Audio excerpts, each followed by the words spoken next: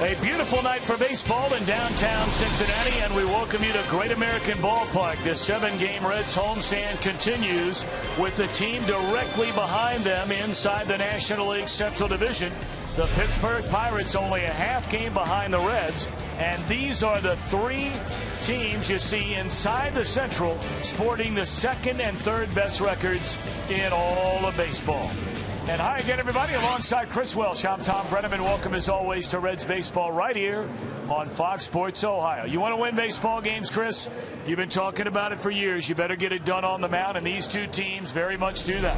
Well, they are getting it done on the mound. There's no question about that. You compare the team earned run averages overall. That's a really good indicator, obviously, of how many games you can stay in. The opponent batting average is also one. And the Pirates, you see, are right up there in the top three in those two categories. And strikeouts per 9 innings, not necessarily as important, but that's kind of a puff your chest out stat right there that says we've got more gas and better sliders than you do. All right, let's take a look at the pitching matchup tonight. Boy, the Reds got their fill of Francisco Liriano when we were in Pittsburgh a couple weeks ago. He has kind of remade himself, Francisco Liriano has. First of all, he's very tough on left-handers. He keeps the ball in the ballpark. He rarely, if ever, gives up a home run, much less to a home run to a lefty. So that's where Jay Bruce ought to take note of that. But what he's done this year, he's really scrapped his four-seam fastball for a lot of other stuff, especially sliders and two-seamers. But tonight, he runs into Mr. Mike Leake, and Mike Leake is throwing the ball just about as well as anybody in baseball. He's 6-3 on the year. I mean, every time you go out there, you forget that Mike Leake is supposed to be your number 5 starter. Well, if your 5 starter starts like this, last 6 games, 4-1 with a 1.1 earned run average, you're doing pretty good. Well, the Reds went 16-14 in Mike Leake's 30 starts a year ago, and they're on pace to do far better than that here in 2013. When we return, more leading up to the first pitch between the Reds and the Pirates. A couple of big hitters in the lineup for each team, and both red hot right now.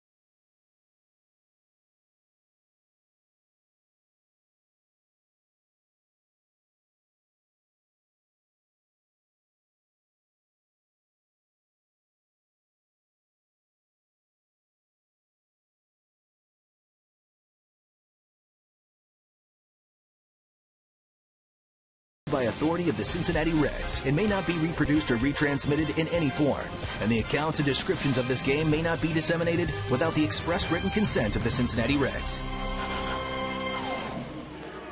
Crowd rolling into Great American Ballpark, first of 4 between the Reds and the Pirates. A few clouds came rolling in here a short while ago. What about the rest of the night, Tim Hedrick? All right, start of a good homestand. They take 2 out of 3 from the Brewers. Pittsburgh in town tonight. Whoo! I don't have to tell you. They've already told you this is a big series. Not too bad. First pitch, 82. Halfway home, 77. Heading for home, slight chance of a pop-up thunderstorm. Yeah, I go lefty, too. I go lefty. There you go, Jay Bruce. Enjoy the game on Fox Sports Ohio. Couple of big lefty hitters in this lineup. Let's start with Pedro Alvarez. You're not kidding about that. The left-hander Pedro Alvarez can hit the home run ball with anybody. 5 earned runs in June. That's second most here in the National League. His batting average isn't what you would expect for a guy that is as prodigious a home run hitter as he is, but he can go deep. And in this ballpark, he can make Great American Ballpark look like a very small yard. And Jay Bruce, well, you know he hit the walk-off home run the other night against the Brewers, the delight of everybody who came out to watch fireworks night. But he also hit one nearly 470 feet in that series against the Brewers. He's on a roll right now. 12 runs batted in the month of June, 4 home runs, and he hopes to add to that total this week. That was a game winner the other night to beat the Brewers on Friday night, and that's that big fly Chris was talking about as the Reds took 2 of 3 over the weekend against Milwaukee. Reds Pirates set to go toe-to-toe in the Queen City next.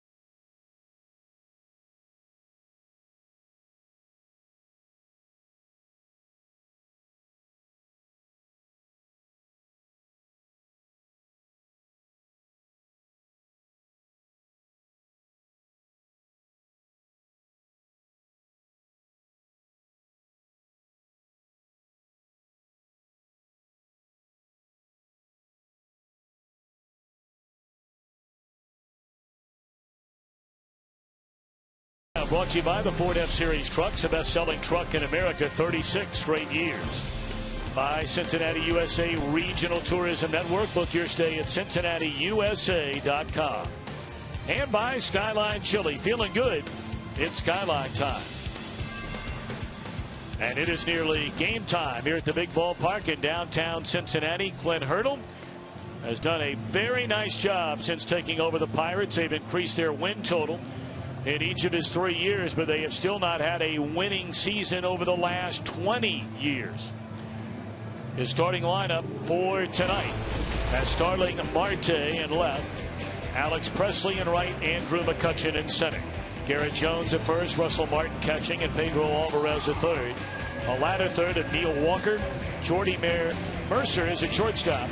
and Francisco Liriano on the mound. Mike Leake gunning for win number 7 here tonight, his 3rd start this year against Pittsburgh. Well, he's had 13 starts overall, and the last 5 or 6 have been just outstanding from Mike Leake. Ever since Dusty Baker gave him that vote of confidence saying, hey, Mike Leake's not going to lose his job. He's not being sent down to the minor leagues. He's one of our ball clubs. So he has just taken off since then and really set the pace. So a good guy to get out here tonight and set this first game against the Pirates in a 4. In near strike 1, says home plate umpire Chris Conroy, and we are underway. Gary Darling, the crew chief, works over at first base. Jerry Meals at second, with Paul Lemmel, the umpire, at third. First time the Pirates have been to Cincinnati in this 2013 season. The Reds have played them 6 times in their home ballpark. Pirates swept the first go-round, a 3-game set. Reds should have swept the next time in. They won 2 out of 3 and lost that heartbreaker, you may remember, on that Sunday afternoon.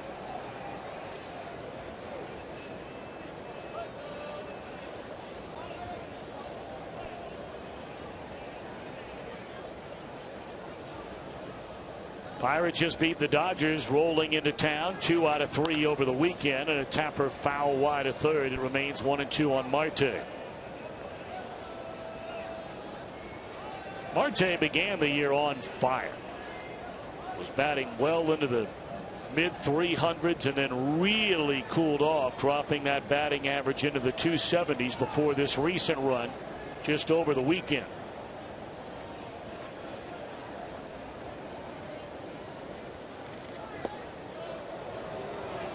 Two and two. Well, he's a young man, Tom, that really doesn't have all that much experience in the major leagues. I'm talking about Starlin Marte. Batted up around 260 or so last year, a little below that, but his batting average up way much this year. Fair ball, and Frazier has to get rid of it in a hurry, and Votto comes off the bag and foul ground to get it 1 away. That's pretty fancy footwork over there for Votto. You know, you had a feeling that Marte was going to hit the ball. If he did hit it on the ground, hit it close to that third base bag, because that's where Todd Frazier was shading the entire at bat. He fouled off a couple just off the other side of the bag, and with that fancy footwork over there in foul territory, you can still make the out over there. Good look at that from our Performance Honda Expo.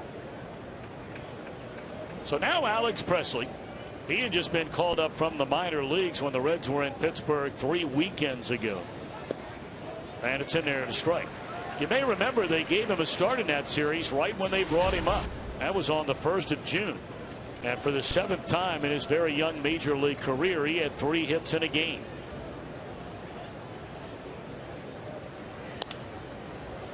Leak ahead quickly at 0-2.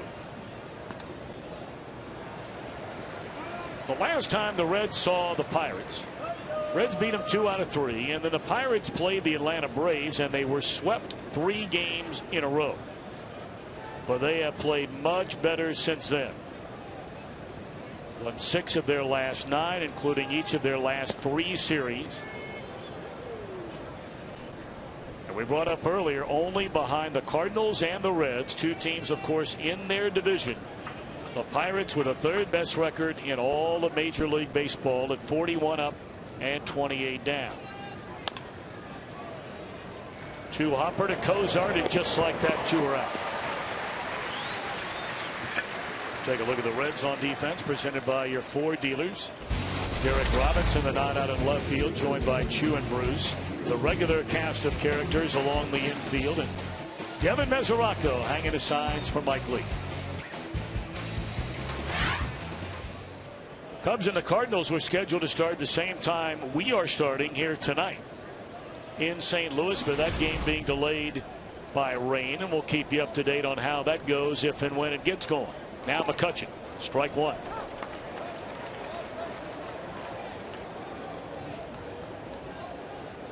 McCutchen at .294, 7 home runs, 35 runs batted in.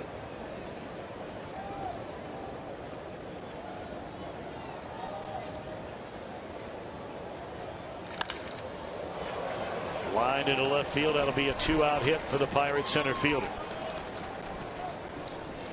No, you've got a dangerous hitter like Andrew McCutchen up, and you give him a 2-out base hit, as long as it's a single, those kind of hits don't damage you very much. I mean, this young man is going to get his hits. There's no question about it.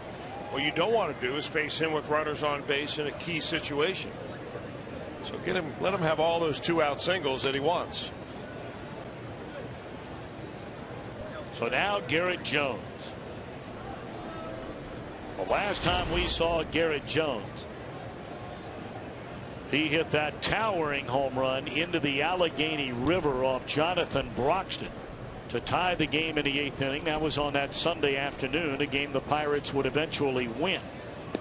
Breaking ball at the knees, a called strike. Now right now Mike Leake living at the bottom of the zone, getting his breaking ball over. He's throwing more curves this year than he has in a couple of years, using more changeups, but also staying down in that lower part of the strike zone and doing that very well.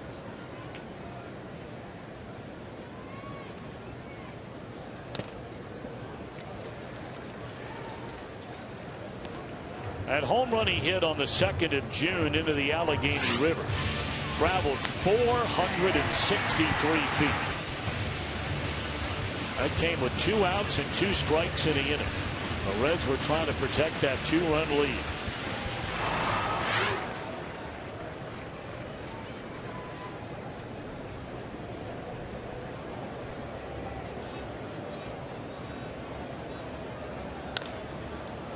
Fly ball into short left field. Robinson will run that down, and that's all for the Pirates in the first to hit a man left.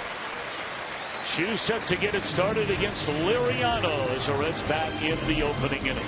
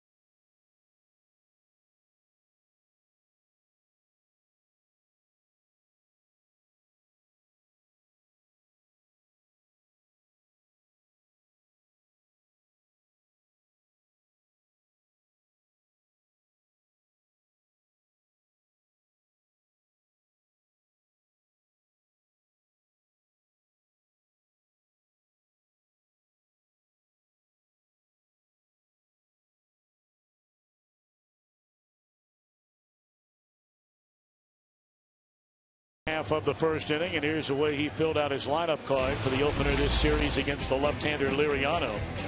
Chu, Robinson, Votto at the top, Phillips, Bruce, and Frazier in the middle. A latter third of Cozart, Mesoraco, and Mike Leake. Well, the Pirates took a flyer on Francisco Liriano coming back from a number of years where he pitch injured. Still pitched, but pitch injured. Well, he's had some pretty good years, and all the years he had, really, except for a little bit of last season when he was with the White Sox, have been spent in Minnesota with the Twins. He was been a 14-game winner. He's been a 12-game winner when he's his first full season as a starter, or as a big leaguer anyway. In 16 starts, he went 12-3, but that was way back in 2006, and he was known as a very hard-throwing left-hander. Came right after you with that four-seam fastball, a knee-buckling breaking ball. But now he's really begun to use his entire repertoire a little bit more. He throws a lot more two-seamers now than he does four-seamers. He's upped the usage of his changeup to right-handers. He throws a lot of different breaking stuff to left-handers. And overall, the one thing he has done exceptionally well this year is keep the ball in the ballpark. He has yet to give up a home run. In fact, he has the second most innings pitched in all of baseball without surrendering a home run so far this year. And he's only 2 innings away from tying the leader. That would be Jake Westbrook of the Cardinals. My, oh my, was Liriano good against the Reds back in that opening weekend of June. Up and in. He struck out 11 batters, including 7 straight at 1 point. And look what he's done this year inside his own division.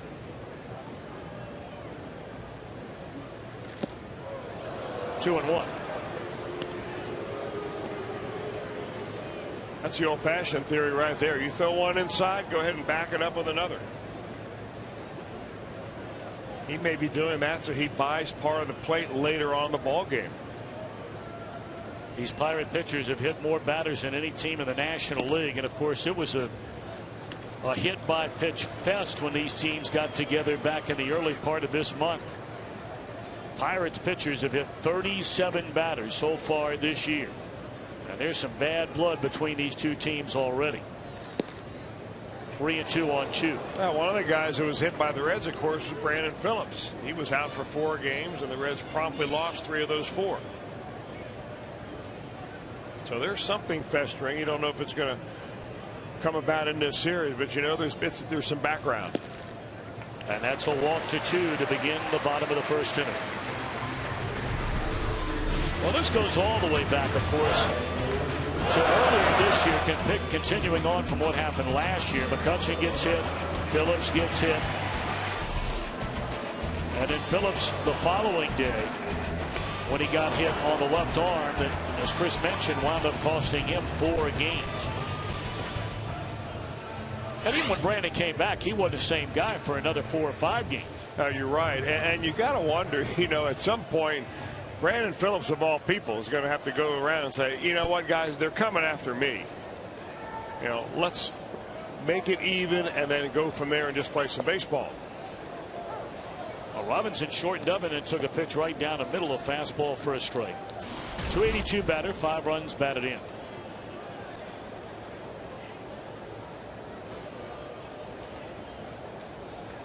Robinson has a pair of sacrifices already this year. Of course, one of them to win a game on a suicide squeeze. And now behind 0-2, swinging away that time.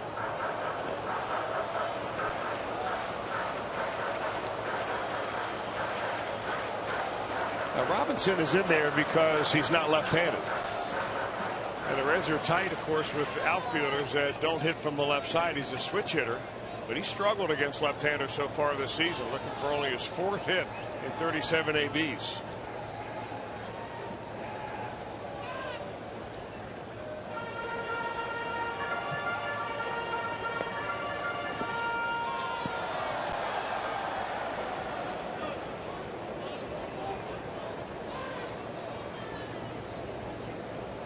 Oh, and 2 to Robinson.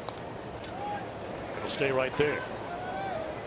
Liriano throwing him nothing but fastballs, at least to begin this at bat, through the first 3 pitches. Chris brought up earlier, Liriano came to the big leagues in 06, and he was an all-star right from the get-go. Did not pitch in that all-star game. Then after the injury, was a very different sort of pitcher thereafter. And that's the first time that Robinson saw that slider, and he's gone swinging one away. Let's take a look at Pittsburgh defensively, presented by your Ford dealers. Marte, McCutchen, Presley left, center, and right. Mercer and Walker up the middle. They sacrifice a little bit on defense with Mercer in there, but he's a better hitter than Clint Barnes. Pedro Alvarez and Garrett Jones on the corners. And boy, Russell Martin. They brought him in on a 3-year deal, and he has caught virtually every inning so far this year. Over 70% of their innings caught. Shift put on defensively for Joey Votto. And a slider off the outside corner. The only infielder between the second and third base bags is the third baseman Pedro Alvarez.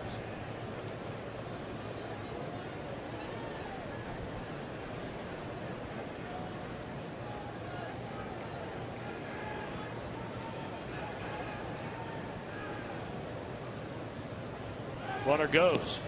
Pitch taken, and a throw down there is in time to cut down Shin-Soo Choo, and that's one of the reasons they brought Martin in here. He's throwing them out at a 42% clip. Well, he gets a fastball right here. Maybe they were thinking that Liriano was going to throw Joey Votto a breaking ball, and it would take a little bit longer and maybe a more difficult time for Martin to throw him out. But he comes up gunning Shin-Soo Choo down on a perfect throw. So now out of the regular windup, and it's ball 3.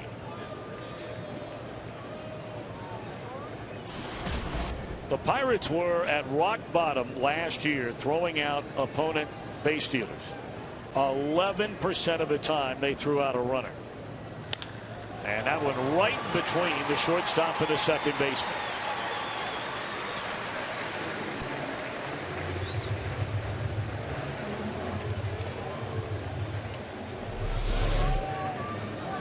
Now, I guess if you hit it hard enough, you can beat the shift.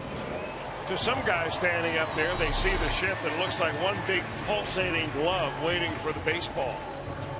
But for Joey Votto, he just has to be a little bit more precise where he finds the seams. And he found one right there.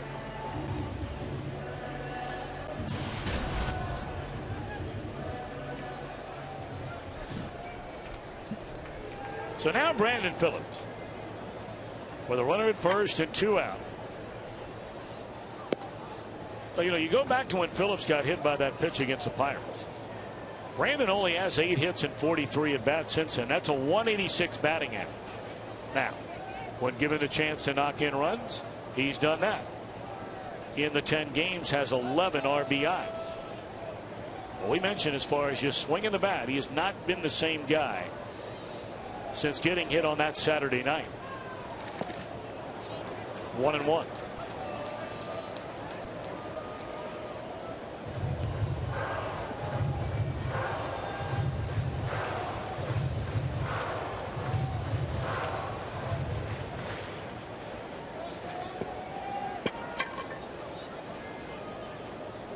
Brandon taking a long look down at Chris Pyer, the third base coach, and had a chance to visit with Mark Berry for quite a while before the game today.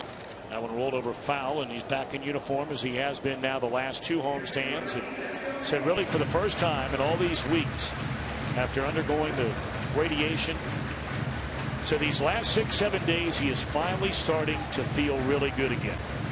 Boy, thank God for that. Well, you can finally eat a little bit. I mean, there was a time that the only thing that he would take into his body in an entire day was a little can of like a protein shake and maybe a Gatorade. And that was it. And he did that for 3 weeks.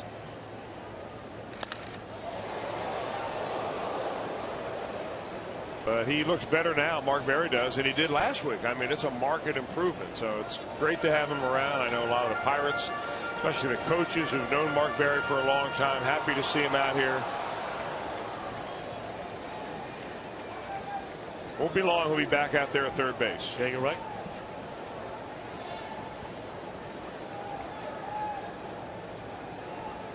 One and 2 on Brandon Phillips. Votto at first, 2 are out, no score in the opening inning. And that one served into right field, a base hit. And Votto will slam on the brakes at second base. So 4 batters have come to the plate in this inning, and Liriano has only retired 1 of them. That was a strikeout of Robinson, but he got the caught stealing on Choo.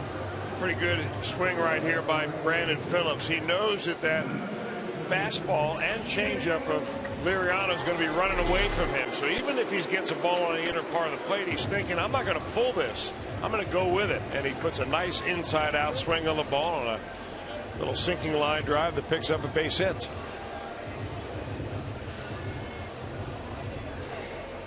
So now a 2-out RBI chance for left-handed batting Jay Bruce.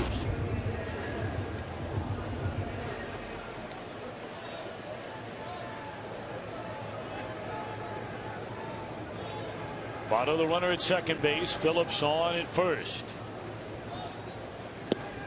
Fastball, strike 1. Now this is what Liriano has done as well as anybody in baseball, which is hold left-handers essentially under his thumb. An .081 batting average, and you look at some of the left-handed hitters around baseball that he's already faced. That's saying something. Well, Jay got a good pitch to hit right there, 93, and fouled it straight back. It's one area where Jay Bruce has really improved.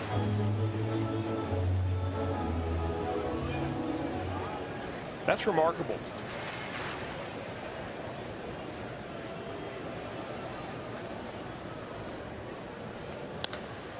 In the air, left center field. Marte a beat on it, and that's all in the Reds' first inning. 2 hits, 2 left, end of 1, no score.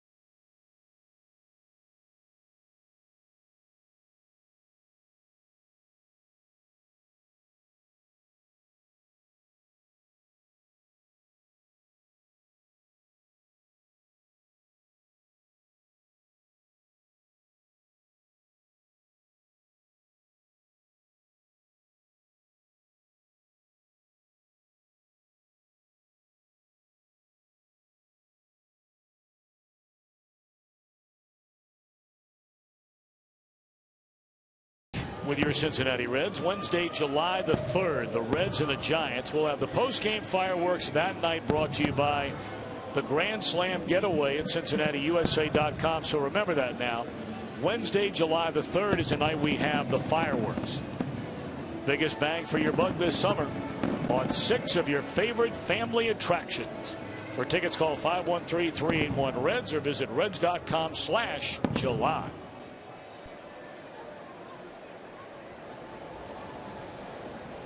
Scoreless game. Pirates bat in the second inning, and it's strike 1, fouling it away to Russell Martin. Well, it's got a good ring to it. Strike 1.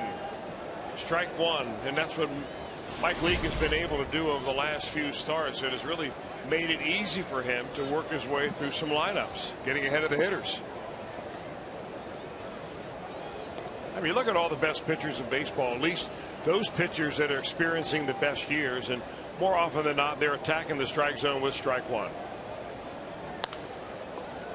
Right at Brandon Phillips, down on one knee to make sure, 1 out.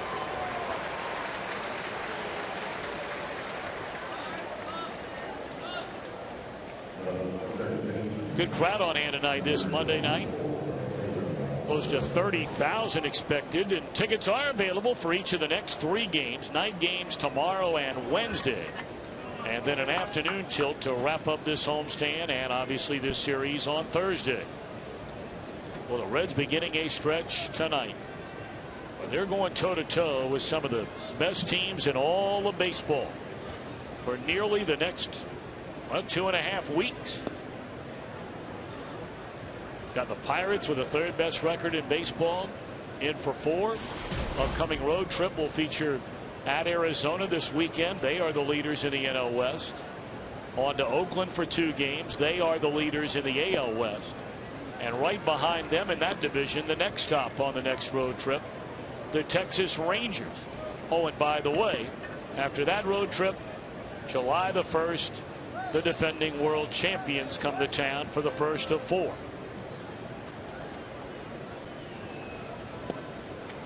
Two and 1 on Pedro Alvarez.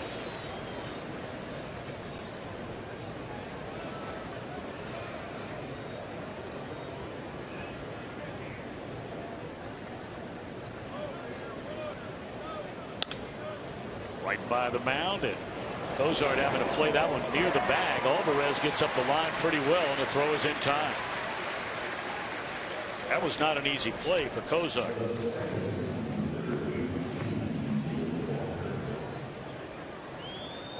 Now these teams play each other so often, and there's so much scouting going on these days that there are very few secrets. So you see the semi shift right there by Cozart playing right up the middle. Once the ball goes over the mound, Cozart has to hope that it doesn't hit the second base bag.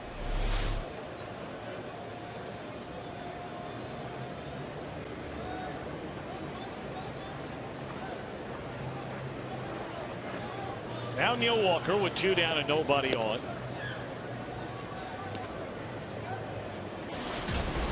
Walker, a .257 batter, 5 home runs and 21 runs batted in.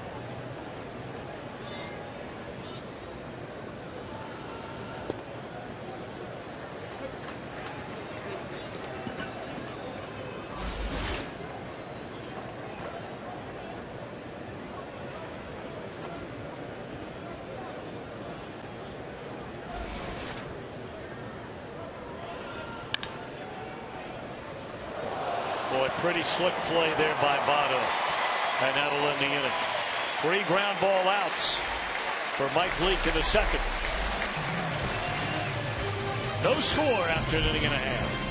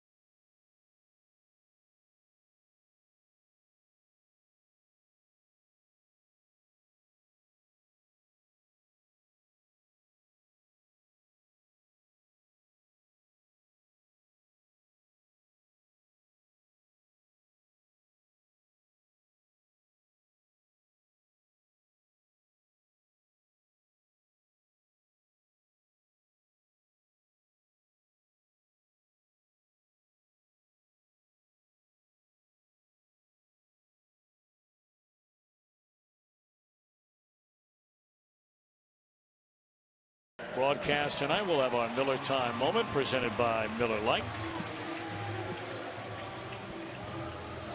Well, Chris talked about it during the very impressive checklist before the game about all the injuries up and down this Pirates starting rotation. They've used 11 starters this year. Oh, you're right. But when you lose A.J. Burnett and Wandy Rodriguez, you're 1 and 2 in the rotation. I mean, you're losing a lot right there. Rodriguez, by the way, Wandy threw a bullpen yesterday.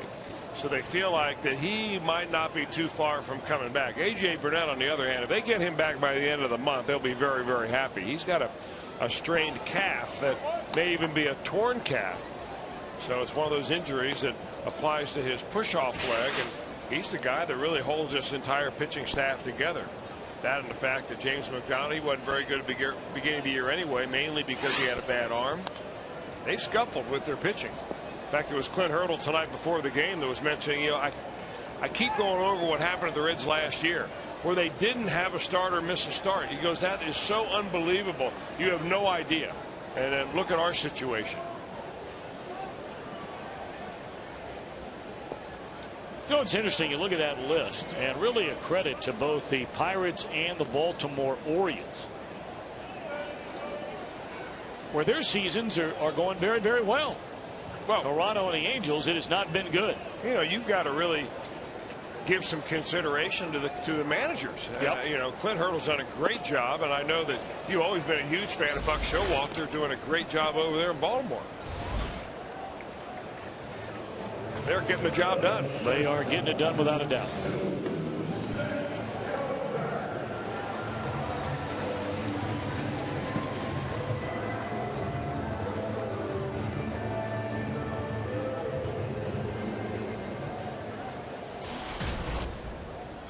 Frazier gone on strikes to begin the inning, and now Kozite. And he looks at a strike.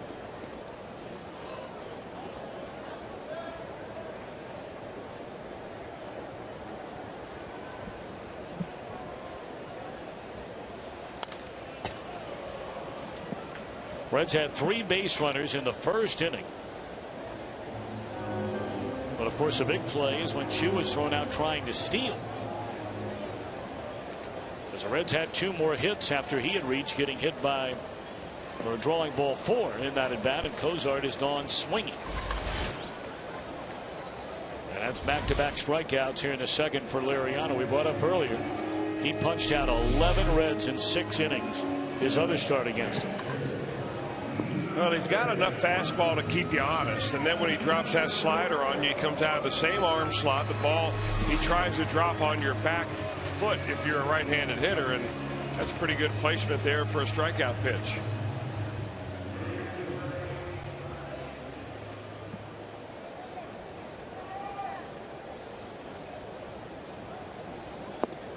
Ball 1 to right-handed batting catcher Devin Mesoraco, a Pennsylvania kid, of course. .254 batter, 3 home runs and 16 runs batted in.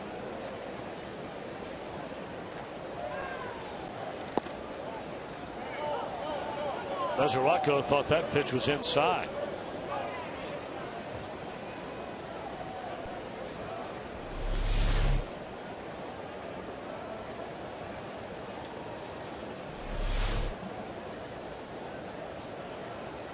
One to Devin. A little bit low, 2 balls and a strike. Mesoraco recently is beginning to swing the bat much better. Last 4 starts, 7 hits in his last 17 at bats. Has come up with some big hits. Tapper foul.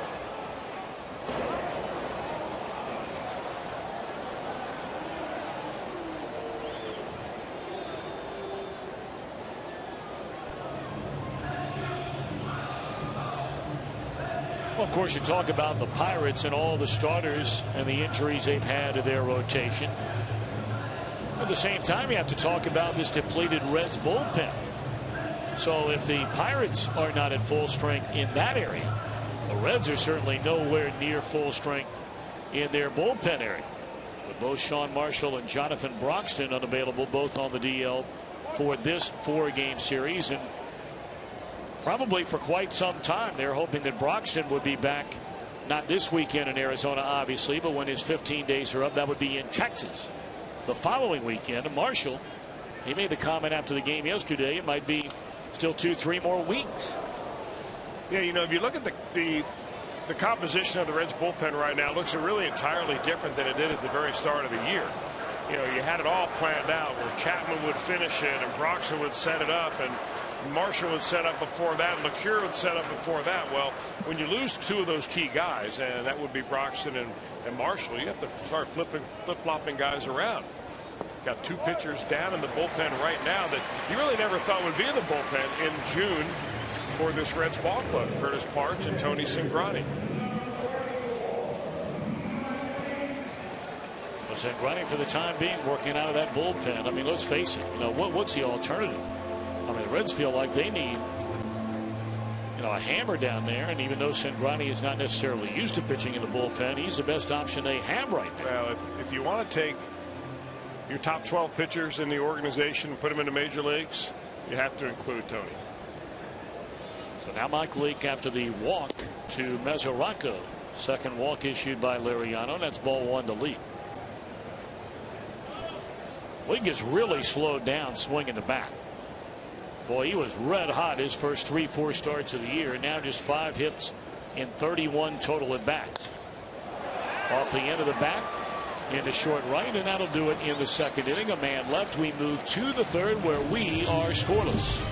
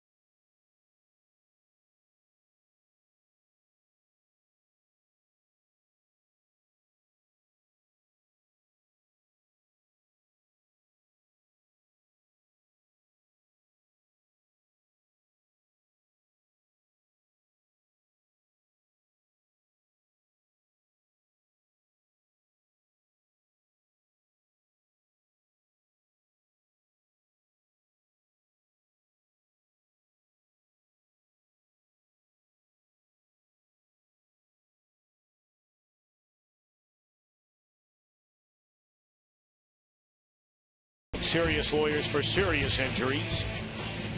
Call 1-800-ELK-OHIO. We talked about the schedule coming up for the Reds leading up to the All-Star break. Take a look at this. Pirates way over 500. Giants over 500. Seattle is not. D-backs in first. A's in first. Rangers just behind Oakland. We know about Milwaukee. The Atlanta Braves atop their division. 19 of your 25 500 or better. Well, there's an old saying about you want to be the best, you got to beat the best. And the Reds plan on being the best. And right now they're 2.5 back going into play behind the Cardinals in the National League Central Division. Cardinals losing, surprisingly losing 2 out of 3 over the weekend in Miami.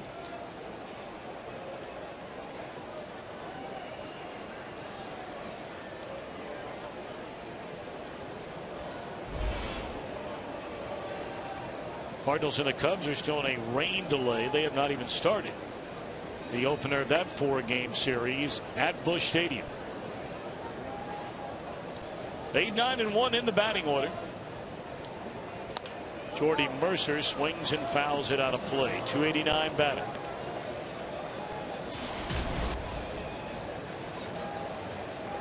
Mercer has been primarily a backup to the regular Clint Barmes. But Barmes has gone hitless in his last 9 at-bats, only 1 hit in the last 6 games. So they've got Mercer in there tonight.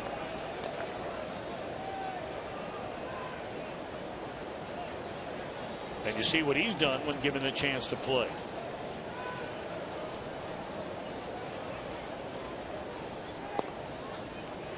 One and two.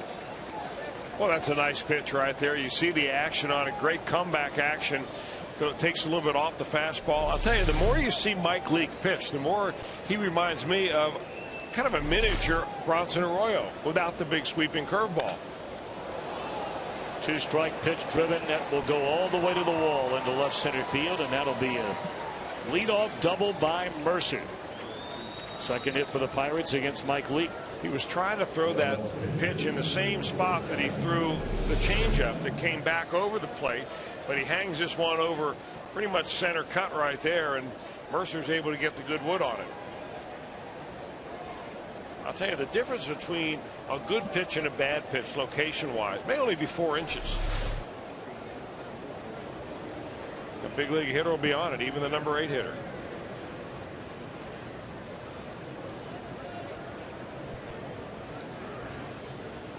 Now they're asking Liriano to put down the bunt, third base side, and not good enough to advance a runner. How about that? Well, you don't see that all that frequently.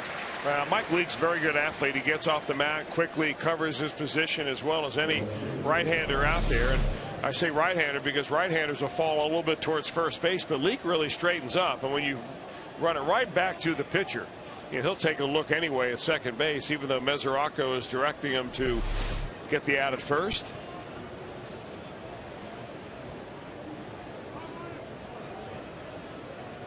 Well, that's just not that difficult a thing to do as a pitcher. It is, depending on who you're bunting off of. Mike Leake's not throwing 98 miles an hour. And he threw pretty much a cookie right down the middle and said, bunt it. And he bunted it right back to him. All you got to do is bunt it as hard as you want down to the third baseman, and you'll get the job done. So, advantage Reds right here.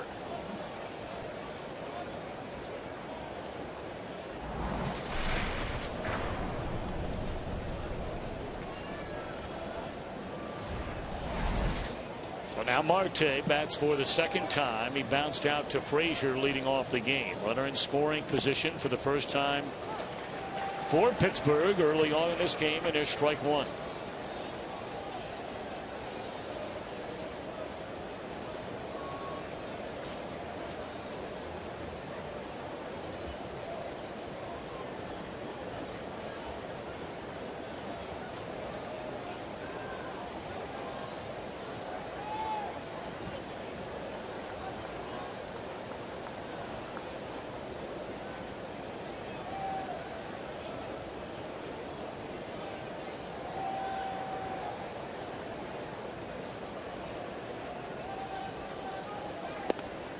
Fastball in the inside corner. What a good pitch that is.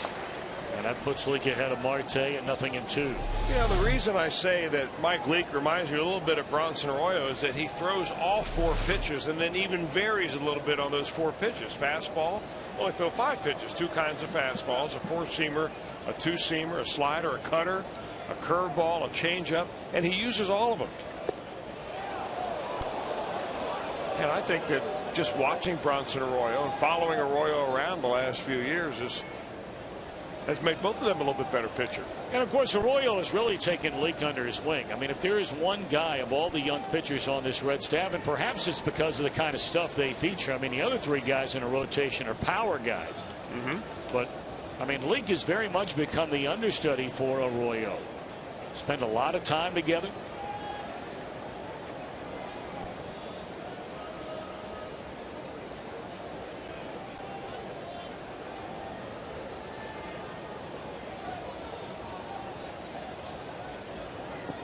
Got him swinging on that breaking ball. Now Mesoraco will fire it down to Votto to take care of Marte. And after a leadoff double, Mercer still stands at second base with now 2 away in the inning.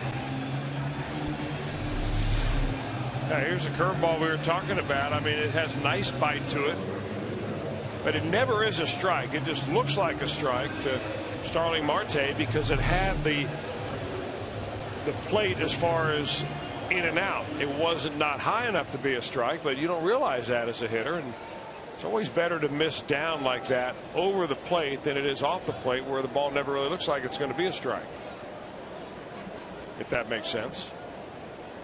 Sure it does. I got you confused yet? No. Now Alex Presley. First pitch, a beautiful breaking ball, and there's a strike.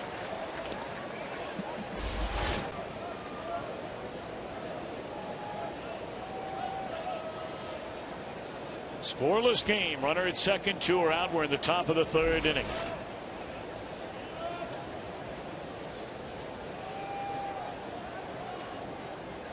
Presley grounded out to Cozart, his first time up.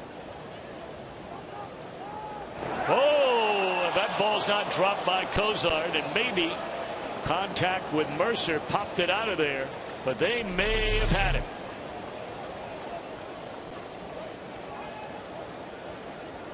Nope. Wasn't contact that did it. I'll shorten that lead up a little bit.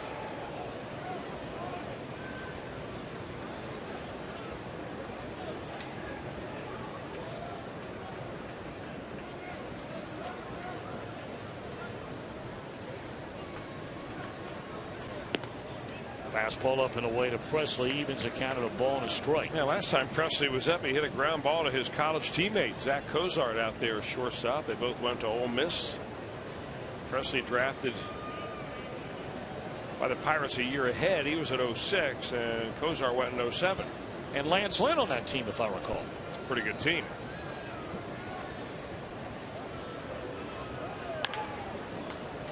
Phillips will handle the 2-hopper, and Lee pitches around to lead off double.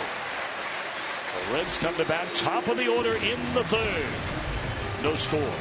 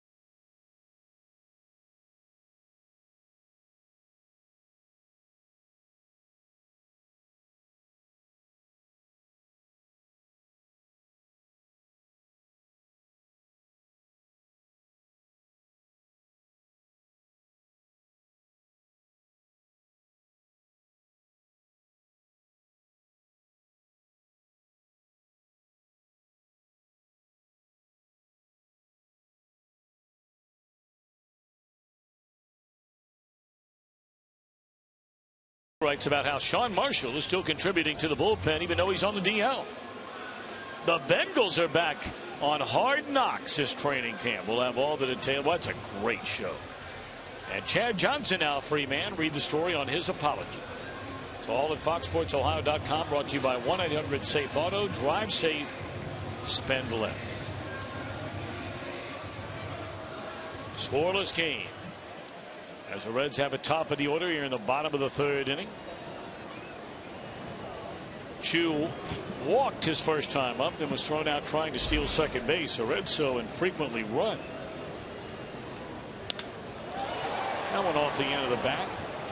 And one pitch and one out takes care of Chu.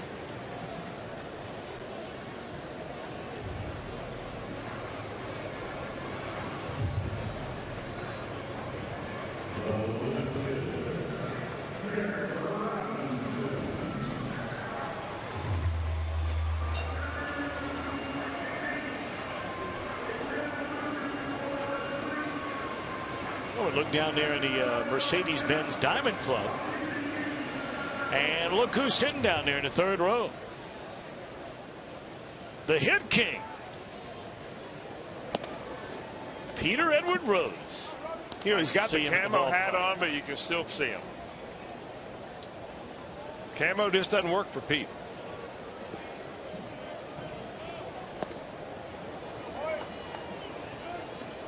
Funny, downstairs, Shin-Soo Choo was talking with Mark Berry before the game today. And Choo wanted to know a little bit more about Pete Rose. And Mark Berry put it in the perspective that I think a lot of people, when they reference Pete Rose and all the base hits, and he presented it to Choo this way. He said, 200 hits of the year for the next 20 years. Envision yourself doing that. 200 hits a year for the next 20 years, starting right now, and you still are 256 hits short of Pete Rose. And who helped Chu back up after he heard that? It was fascinating to watch his face, trying to comprehend that kind of production from one player. And then Mark turns around to me and he says, now, what was that, 24, 25 years. I said, yeah, I think he was a regular player, though. Of course, he later became, as everybody around here knows, but became the Reds player manager, where he was no longer an everyday player. So I'm figuring he did that in probably about, what, 21, 22 years of playing every day. That ball hit so hard that Walker's unable to handle it. And that'll be an error on Neil Walker.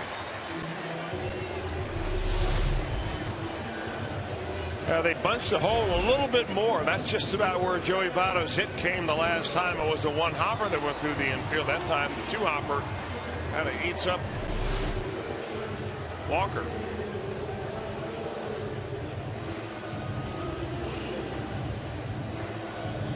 But to give you an idea about how good Liriano has been, we showed you the numbers. Lefties hitting under 100 against him. That hit by Joey Votto was the 4th hit all year long by a left-handed batter against Liriano. Prince Fielder has 2 of them when they played the Tigers. And Brandon Belt of the Giants had the 3rd before Votto gets number 4.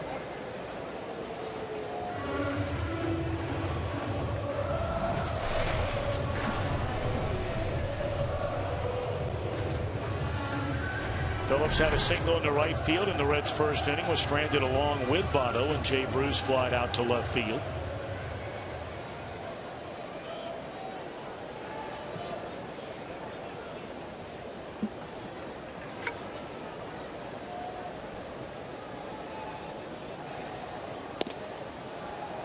Two balls and no strikes.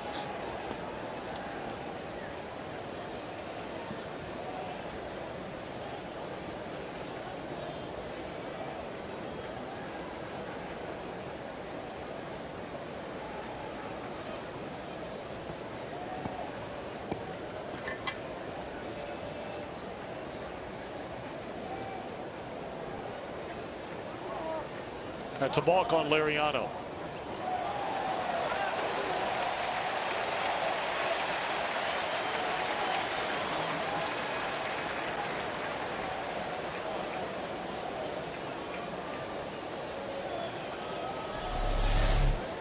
Now, if you start, you've got to continue. You can't start and stop, because as soon as you make that first movement right there, that's enough to do it. That's his first balk of the year. Now you have first base open. You have a right-handed batter in Phillips up there at the plate. You're already behind in the count 2-0. And you have a left-handed batting Jay Bruce waiting. Russell Martin goes out to have a very brief chat with Liriano. More than likely to go through the signs with a runner at second, but perhaps the debate as to how much you give Phillips to hit. Well, also maybe to settle him down, because I can tell you that when you make a balk, it's so rare for a pitcher to do that, that it's a little bit unsettling. And sometimes you're mad at yourself. Now you're looking at, you're in a 0-0 game. You put a runner in scoring position, and you're not really concentrating 100% on the next pitch. So it's a good time for Martin to come out there and try to get him refocused. And that one hit down the left field line, and is that caught?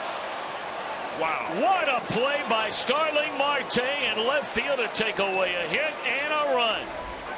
A sinking line drive towards the line, and what a play, the first to begin this series. A key moment by Marte keeps this one a scoreless game.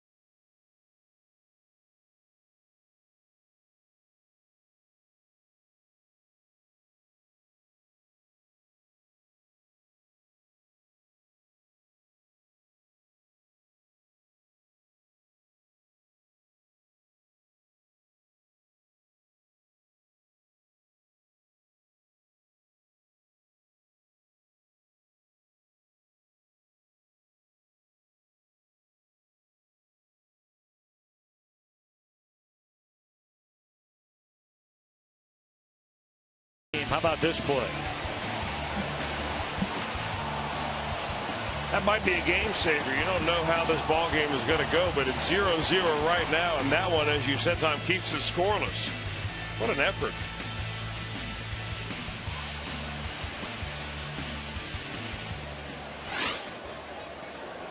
So 3.5 in the Pirate batting order against Mike Lee.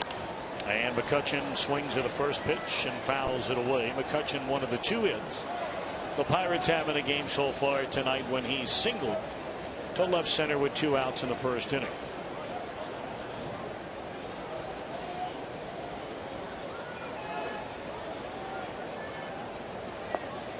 Good breaking ball down and away from McCutchen.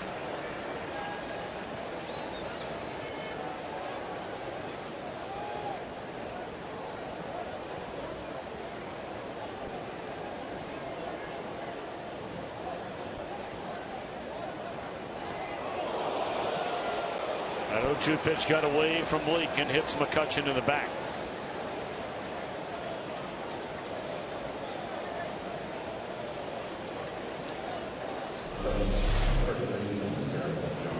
Now you see where Devin Mesoraco wanted. He wanted to go up the ladder, obviously, but not up the ladder between the numbers.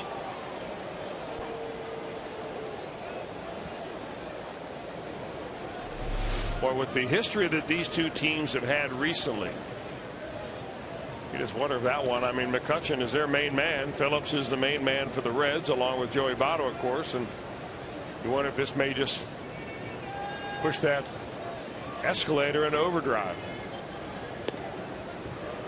We told you the Pirates pitchers have hit more batters than any team in the league. Their batters subsequently have been hit by more pitches than any team in the league.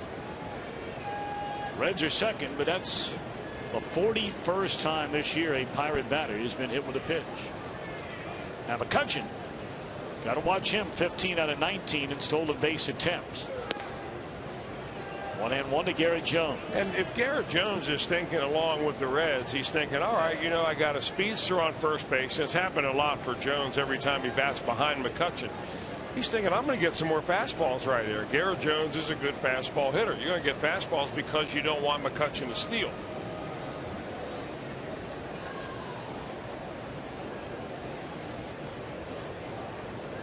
McCutchen with a good lead over there at first. Not a great lead.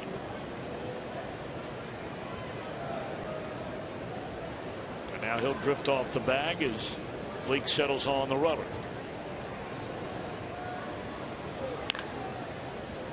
Pulled foul, and now Leake ahead of Garrett Jones at 1 ball and 2 strikes. Garrett Jones is a survivor. He's a guy that was drafted 14th round by the Braves in 1999, and then just a couple years later got released. Gets picked up by the Minnesota Twins, eventually called up to the major leagues. He played 11 years overall in the minor leagues. Most of them done a nice job with the Pirates. Most of them at rookie ball and A-ball level. Now, he did play 5 seasons eventually at AAA on and off. Did make it to the major leagues with the Twins and then ended up over here with the Pirates, and he's been a mainstay. I mean, just goes to show you it doesn't always happen when you're 21 years old. Of course, Jones not only plays first base, he'll also play in the outfield from time to time. They'll give Gavi Sanchez a start at first every now and again and move Jones into right.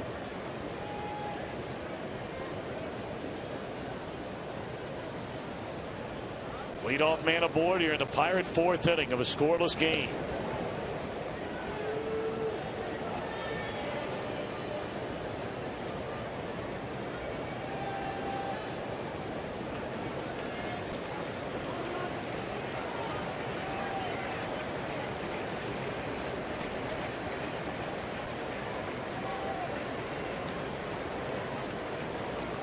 Runner goes, and it's fouled out of play.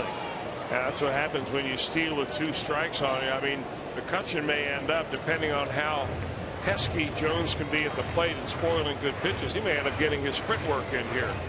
You send him with 2 strikes, and you always risk the hitter. You know, you can't afford to take a strike for strike 3, so you're going to flick the bat and ruin a pitch, and pretty soon McCutchen's going to have 3 or 4 sprints under his belt. that. Plus, you make him dive back a few times, and you, after you get drilled in the back, you want to make his whole body hurt.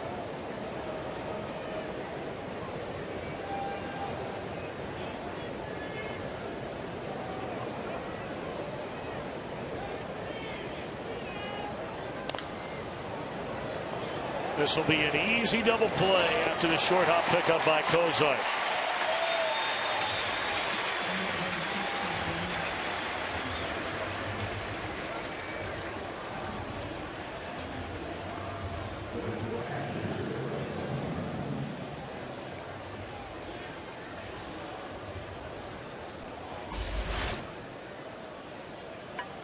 So the base is wiped clean, and now it's Russell Martin. He grounded out to Brandon Phillips, his only time up. Mike Leake and the double play ball, boy, they've been best friends this year. I mean, he gets a lot of ground balls anyway. That is his 14th ground ball double play this year. He had 16 in all of last year.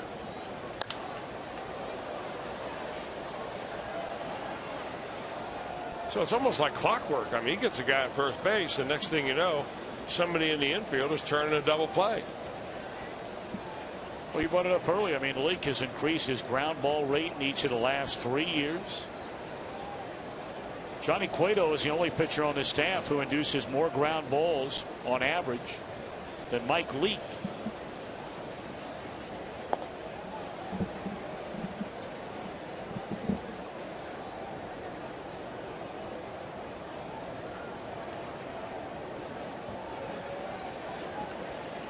One and one to Russell Martin.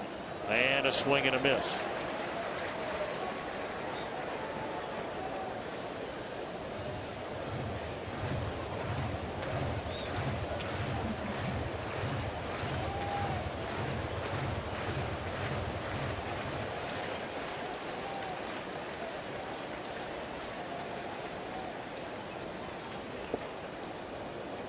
Try that breaking ball one more time, and this time Martin does not chase it.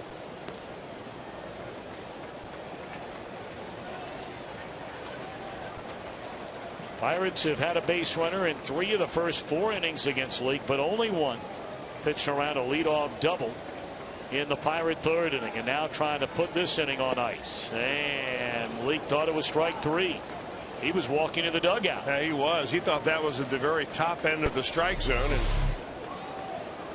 Chris Conroy thinks it was a little bit out of the zone. So now the payoff pitch on Russell Martin. And a tapper to the glove side and into center field. Looked like Kozar may have lost his footing on that step before he wound up diving, or maybe the leg buckled a little bit. Wasn't going to be an easy play.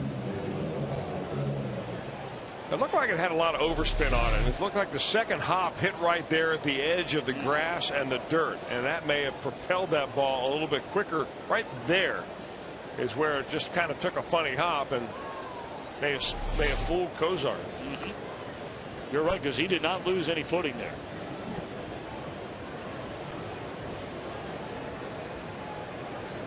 So now the inning continues for the dangerous Pedro Alvarez. He bounced out to the shortstop Kozar on a ball back up through the middle. Only the 3rd batter in the game tonight. Leake has not started with a first pitch strike.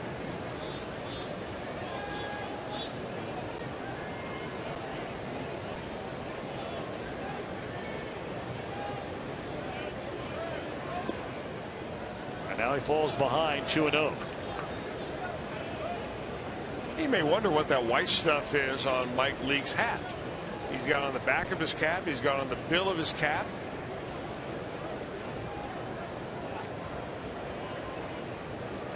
That's rosin, and you're allowed to do that. You can put a rosin on your hat. You just can't apply it directly to the baseball.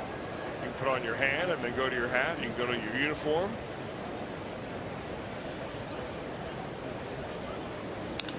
That's the only legal substance that you can put on there.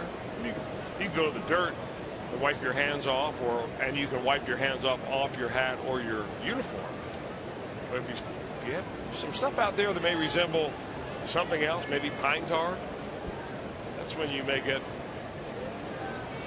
served. Let's put it that way. 2-1 on Alvarez. Runner at first, 2 are out. And a jam shot, base hit into right center field. So the Pirates making 2-out noise with singles by Martin and Alvarez, and Neil Walker coming up in this scoreless game with 2 on and 2 out.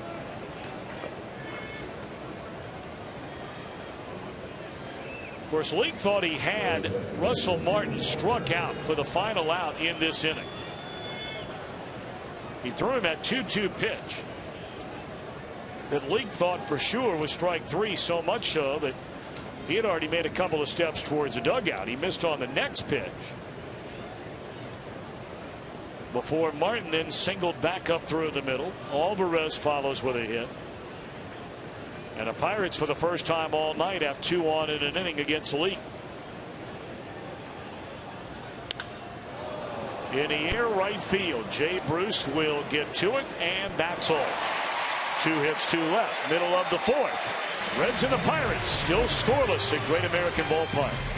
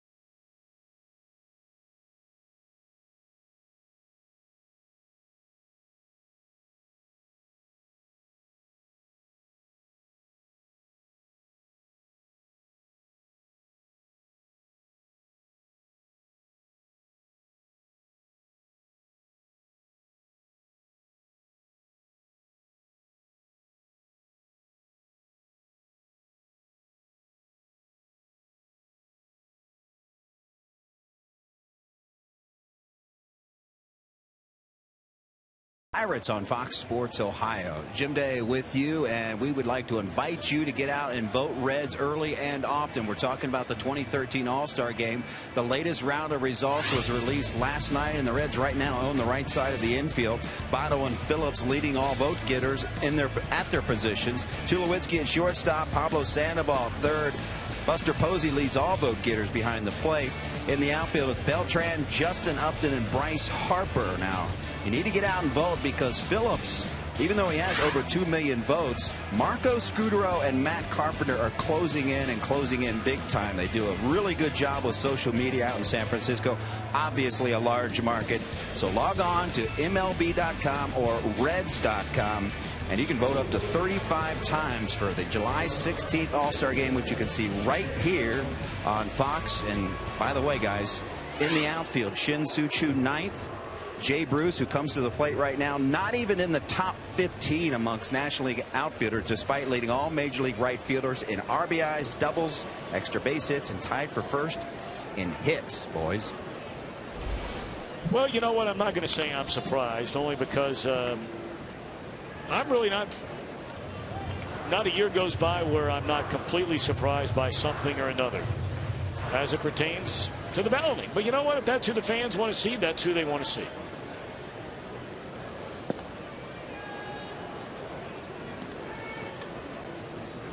I mean, you run into fans all the time that couldn't stand Jose Canseco. And yet, seemingly every single year that he was putting together those outstanding seasons out in Oakland, he'd be the leading vote getter in the entire American League. As Jay Bruce has gone on 3 pitches against Liriano, now has struck out 4. And that's the way we begin the bottom of the 4th inning in this scoreless game.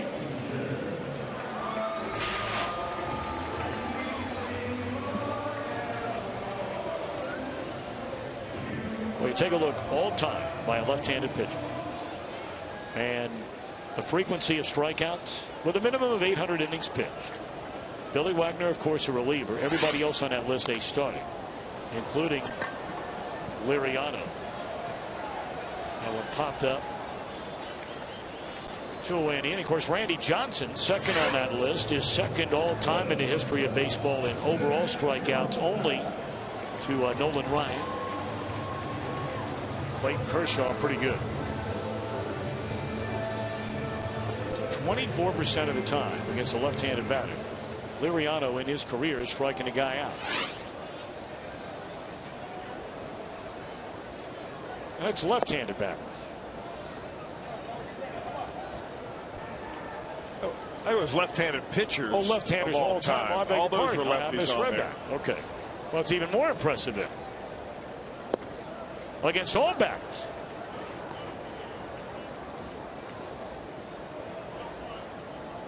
So even more impressive for Liriano.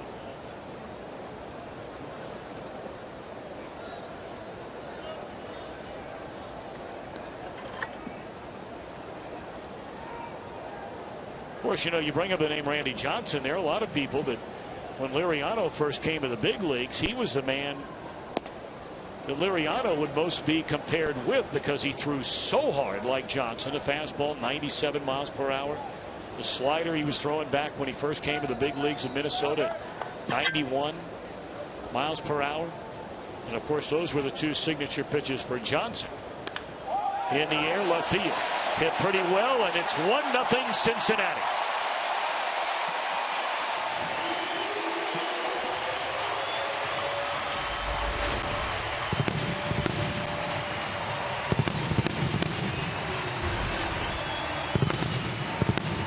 So that is the first home run allowed this season by Liriano, who had gone the most innings among all pitchers in baseball, 45 innings, before surrendering a home run. Now, Cozart had 15 of them last year, and he gets number 7 right here. Very quick on an inside slider. And not one of those that really got inside enough on him. Middle in, and that's not nearly enough. That ball went into the second deck. In the air right field, and that's all for the Reds, but a scoring inning. First run of the night on the home run by Cozart. 1-0 Reds.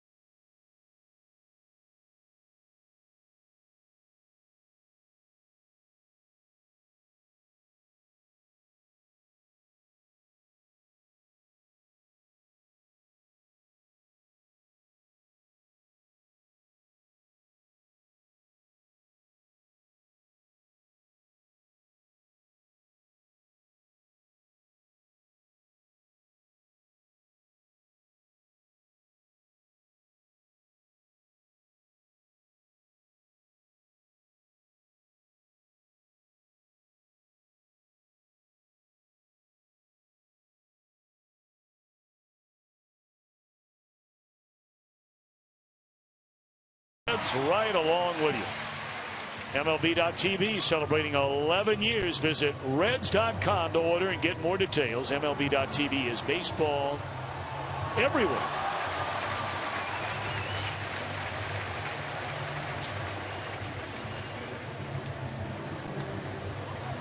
Zach Cozart, a home run to give the Reds a 1-0 lead as we're set to begin the 5th inning. 1 run, 3 hits for the Reds. They've left 4, no runs, 4 hits, an error, and 4 left for Pittsburgh.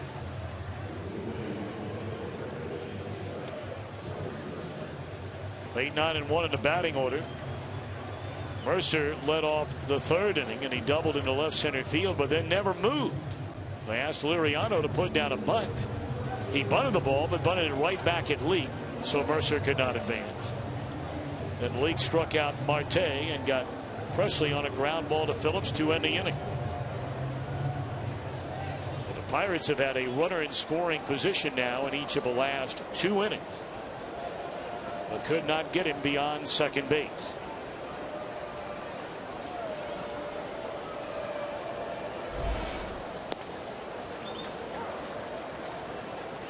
Cardinals and Cubs still waiting for the rain to stop in St. Louis. That's the first of 4 between those rivals tonight at Busch Stadium. Good series beginning over in the American League. Oakland is in Texas. There's a ground ball right at Phillips, and that'll take care of Mercer. 1 out. Brought up earlier, the Reds will see both the A's and the Rangers this upcoming road trip. And the Oakland A's have a 3-game lead over Texas going into that series in the American League West.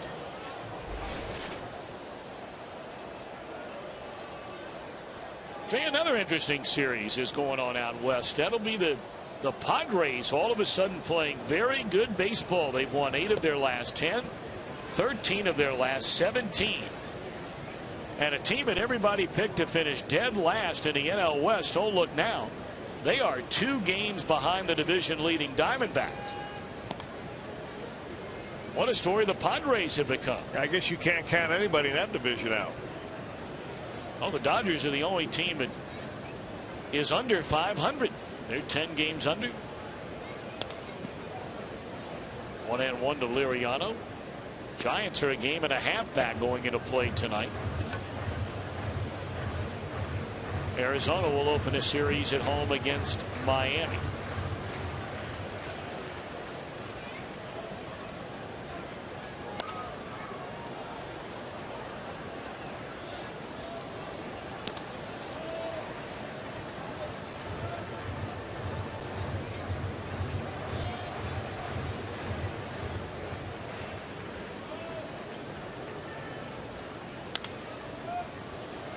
This one playable. 4. Robinson called off Cozart at the last minute.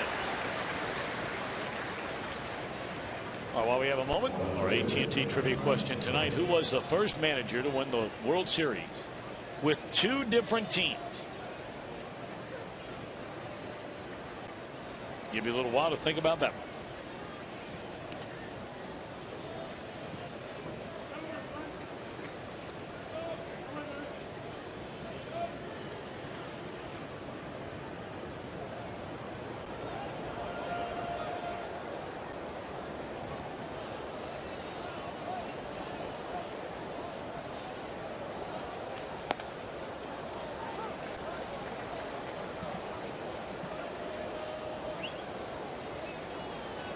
Strike 1 to Marte. We brought up earlier only 3 batters tonight as Leake not started the at bat with a strike. And this will take care of an easy 1-2-3 inning. So the Reds are right back to the plate where Leake will lead it off with a 1-0 lead.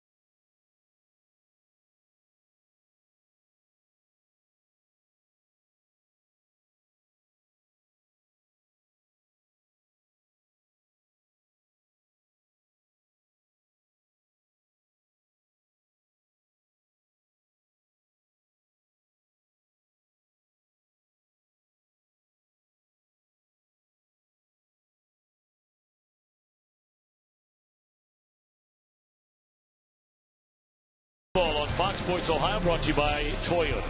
See your Toyota dealer. Visit buyatoyota.com. Toyota, let's go places. And by JTM Food Group, creating great dishes together.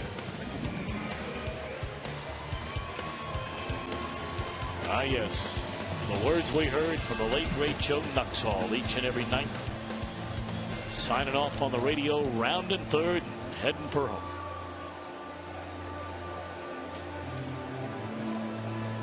We're at Great American Ballpark, where the Reds bat in the bottom of the 5th inning with a 1-0 lead.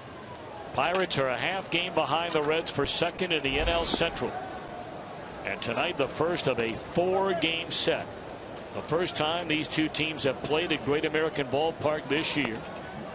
Pirates have won 4 of the 6 they have played at PNC Park. Blake flied out to right his first time up and does it again this time. Well, if a Red should hit a home run off that Toyota sign out there in right center. Bonita Sue Hamilton from Hebron, Kentucky. Oh, and that beautiful new Tundra. That Tundra looked good over there in Hebron, wouldn't it? You can register for your chance to win in an upcoming game. Stop by your Cincinnati and Northern Kentucky Toyota dealer. Bonita Sue. Good luck.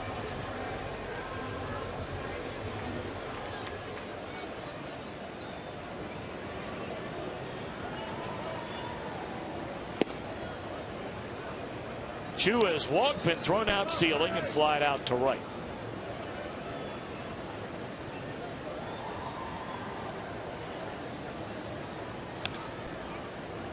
Yeah, it's interesting that Shin-Soo Choo wanted to know a little bit more about Pete Rose. I would love to hear what Pete Rose thinks about Choo. He's watching him enough. He watches it all the time. Pete does.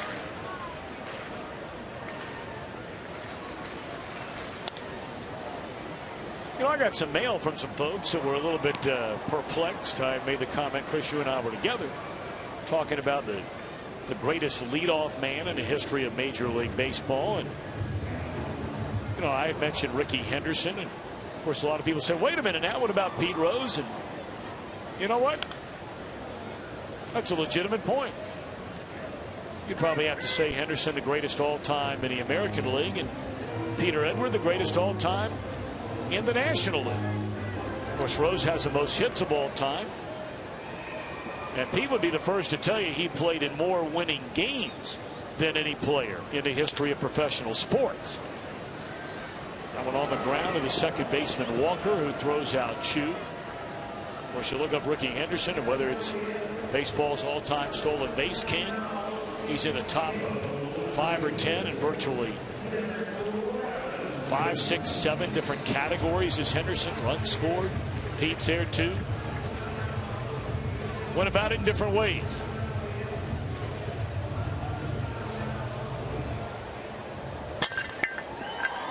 Never gave away an at bat. That's the one thing that I remember about. You know, I played for Pete when he was his last year as a player manager. This will be a bunt hit all the way. Can't roll it out there any better than that. That'll keep the inning alive for Joey Votto on the 2-out bunt hit by Derek Robinson. That by itself is worth dropping one down right there. That's a Norris Hopper special. That's a play right there that kept Norris Hopper in the major leagues a couple of extra seasons, because he was so good at just pushing that ball, especially against a left-handed pitcher, because once he gets by the mound, forget about it.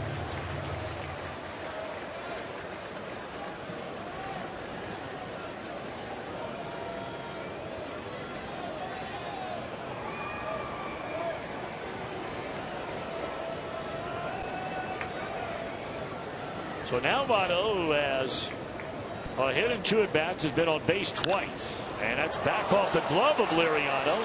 Second baseman will throw him out, and that'll end the inning. So it goes 1-4-3 on the out. The hit a man left. Into 5. 1-0 Reds.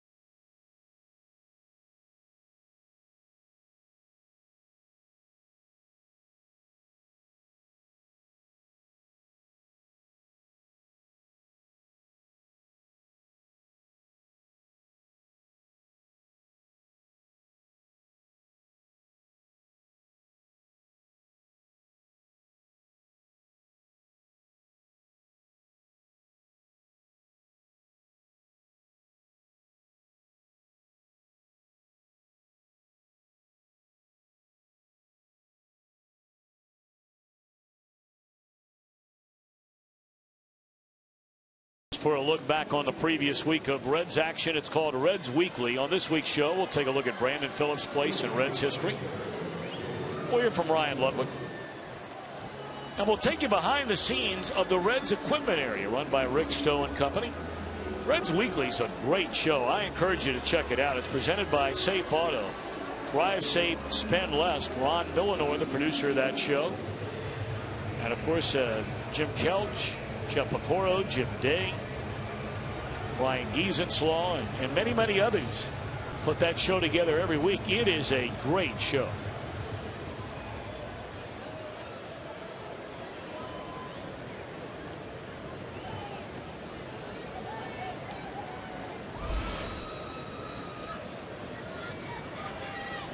It's a big inning here for Lee.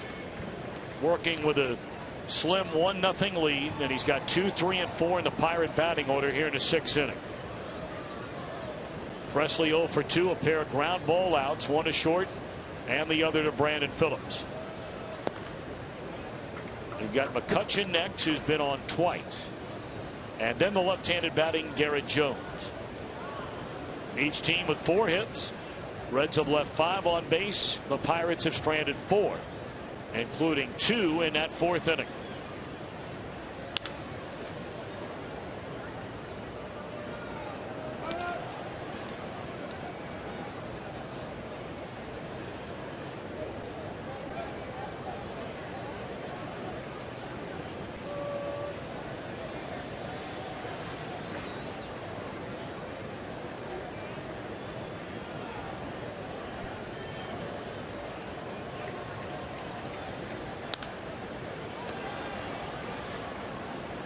League just pounding that strike zone all night long tonight. 50 of his 70 pitches in this game strikes.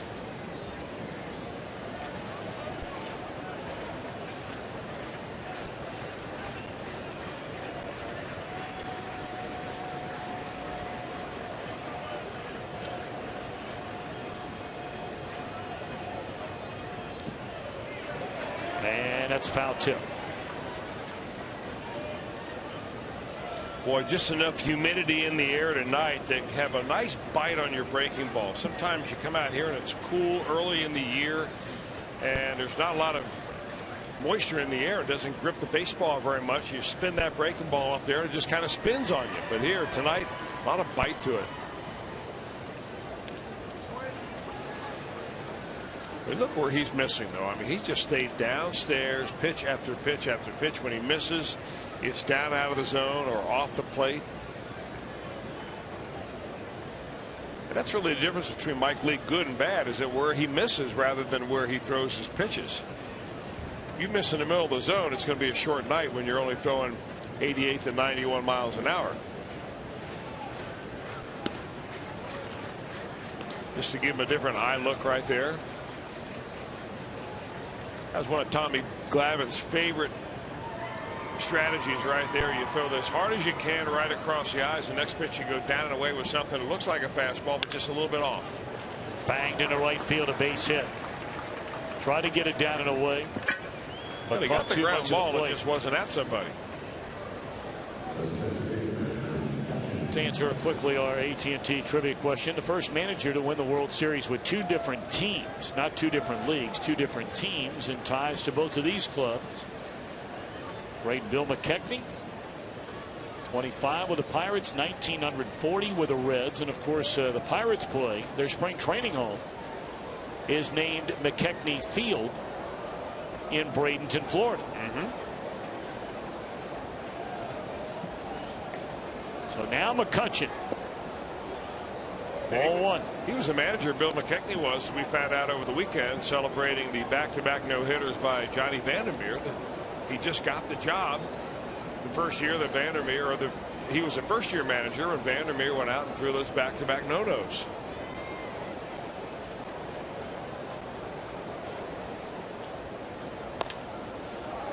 Tapper to short. There's one. Can they turn it? Nope. Phillips couldn't find the handle on the ball, it looked like. That'd have been tough to double up McCutchen, but it looked like they had a shot. It would have been tight. Well, anytime the shortstop has to move to his right a couple of steps, It makes the double play really tough when you've got a speedster like McCutchen. Either Brandon couldn't get the feel of that baseball, or he just figured, why throw it?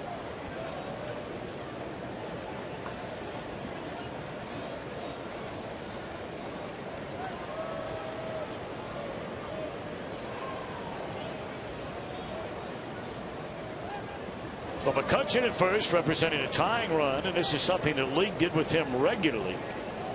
After McCutchen was hit by a pitch back in the 4th inning. Kept throwing over there, forcing McCutchen to dive time after time back into the bag. Sinking liner and caught by Robinson.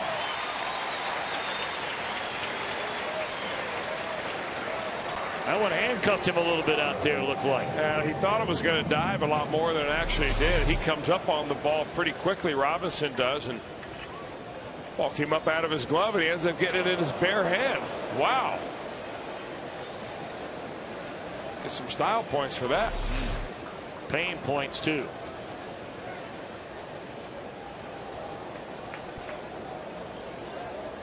That had to hurt a little bit, did it? I think it just came up out of his glove, probably hit him in the heel of the glove. That's what they say about defensive backs. There's a reason why they play defensive back and not wide receiver.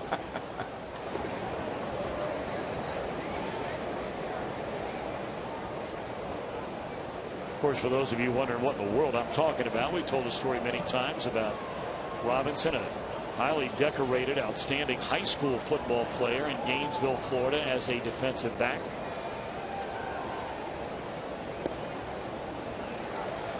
Heavily recruited by Urban Meyer at the time when he was a head coach for the Gators. Now Urban up in Columbus.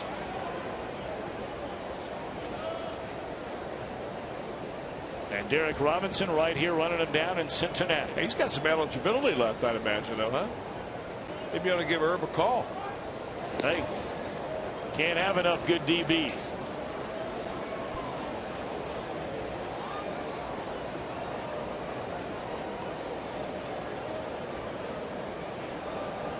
In fact, you probably don't even have to give Herb a call. He's probably locked in on this game right now anyway. I bet you're right. I bet you're right.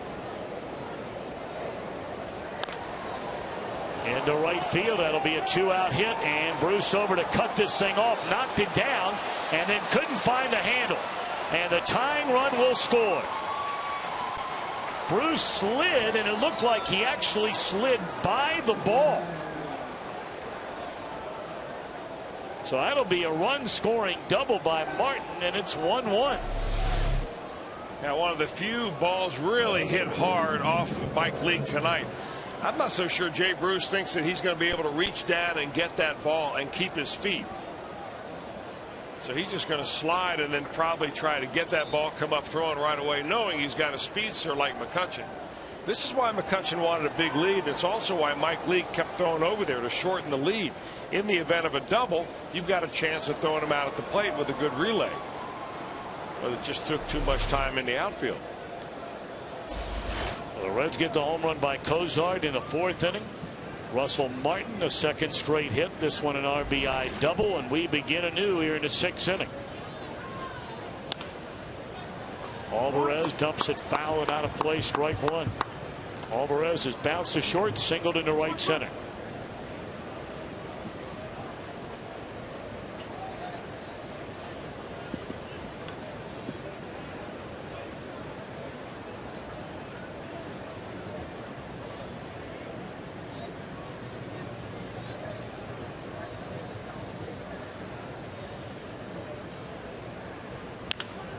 Pulled foul, and now Leake ahead of Alvarez at 0-2.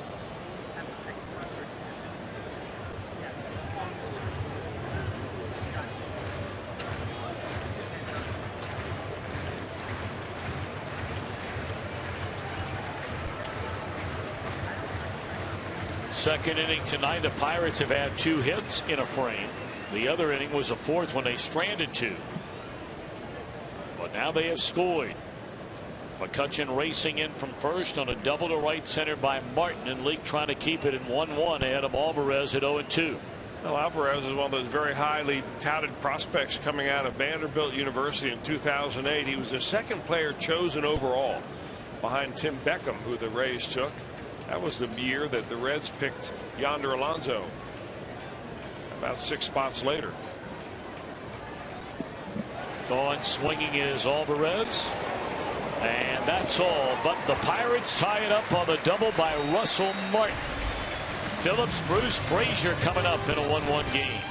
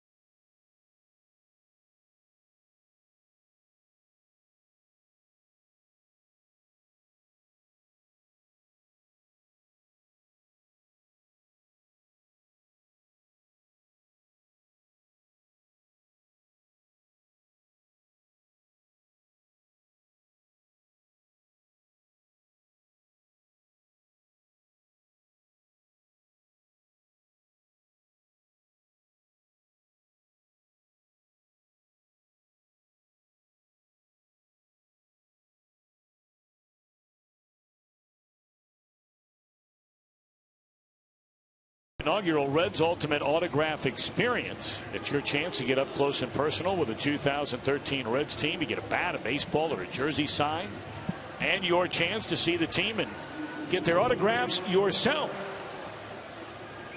The Ultimate Autograph Experience. That's Reds.com/autograph. All on behalf of the Reds Community Fund.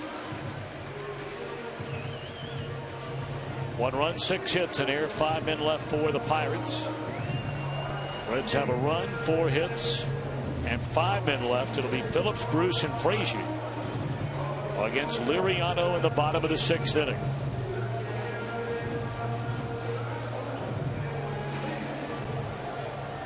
Liriano allowed his first home run of the year here tonight in his 46th inning of the year. Told you Jake Westbrook, of course, has missed a lot of time on the DL with the Cardinals. Going into play tonight, had gone 44 innings without surrendering a home run.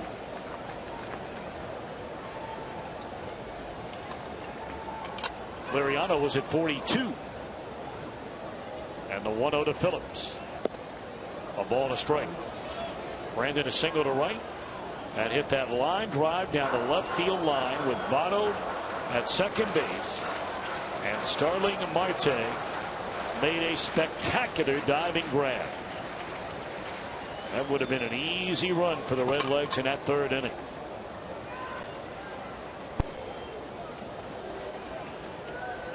Liriano has an interesting little move in his delivery that really keeps him from flying open too much, especially with his lower body.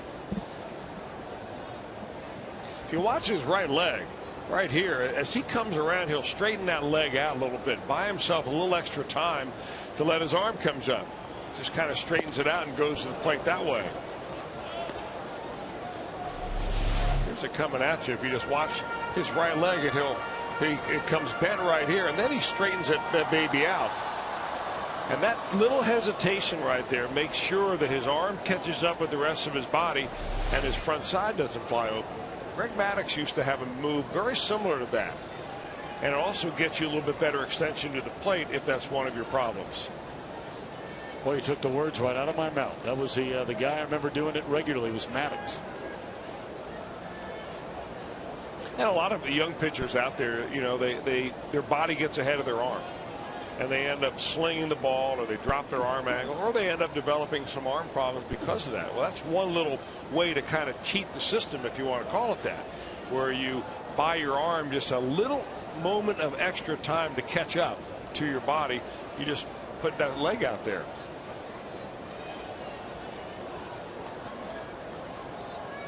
Well, when he came on the scene, as you mentioned earlier, Tom, that was what, 2006? Yep. I mean, he was mentioned. He didn't get hurt until August. Liriano did, and at that time he was 12-3. He was leading the major leagues in earned run average. In fact, overall he led the league, and maybe all the major league that year, in earned run average. And of course, he was in all sorts of conversations about being a Rookie of the Year, Cy Young Award winner of the year, but he never had the innings because he got hurt. So they shut him down. They ended up rehabbing him a little bit, and they didn't want him to throw his breaking ball.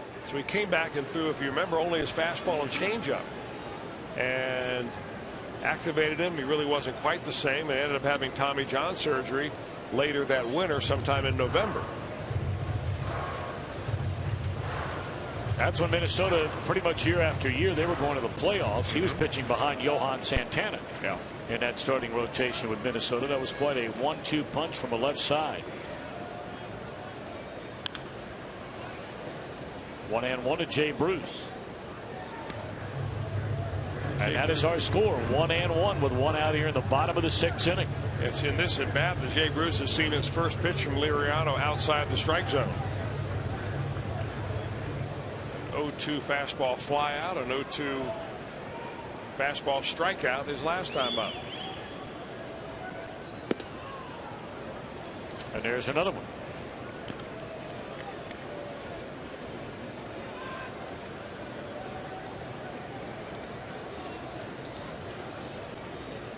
This left-hander has been mighty good against the Reds now in 2 starts this year. 2-2 to Jay Bruce. The first one only lasted 6 innings.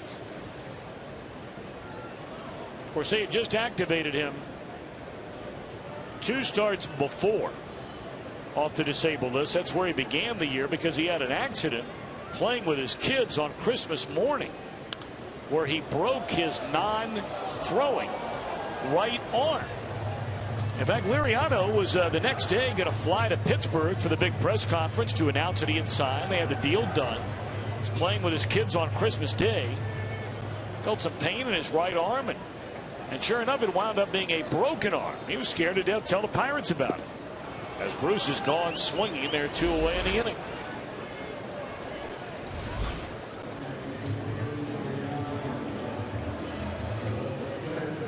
We'll get ready for Reds action 30 minutes before every game with Reds Live on Fox Sports Ohio. Reds Live is presented by Ray St. Clair Roofing, and of course a very special treat in tonight's Reds Live. First time in a while we've had the checklist.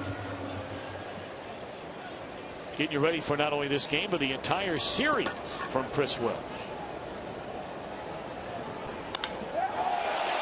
That one is way back there into left field, and Frazier to the second deck to break the tie.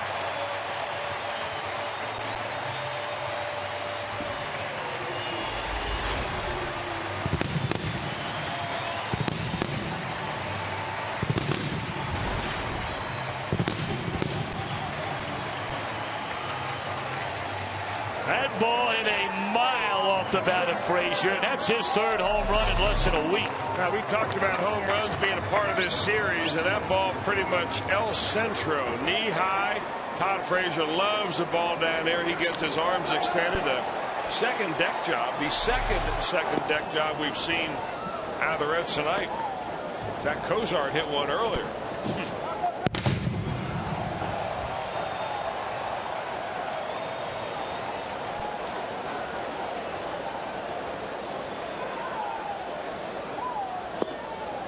Interesting for Liriano. Yeah, he figured he wasn't going to go all year long without giving up a home run. He went no home runs in his first 172 at-bats. And now he's given up 2 in the last 9. Of course, the other one of this man right here is Zach Kozak. And that was a second deck homer. So neither of those home runs that we've seen out of the Reds tonight are the paint scraper variety or the fence scrapers. Presley there to get it. But after the Pirates tied the game in the top of the 6th, the Reds answer on the Frazier long ball, and it was a long ball in the bottom of the 6th. 2-1 Reds. We go to number 7.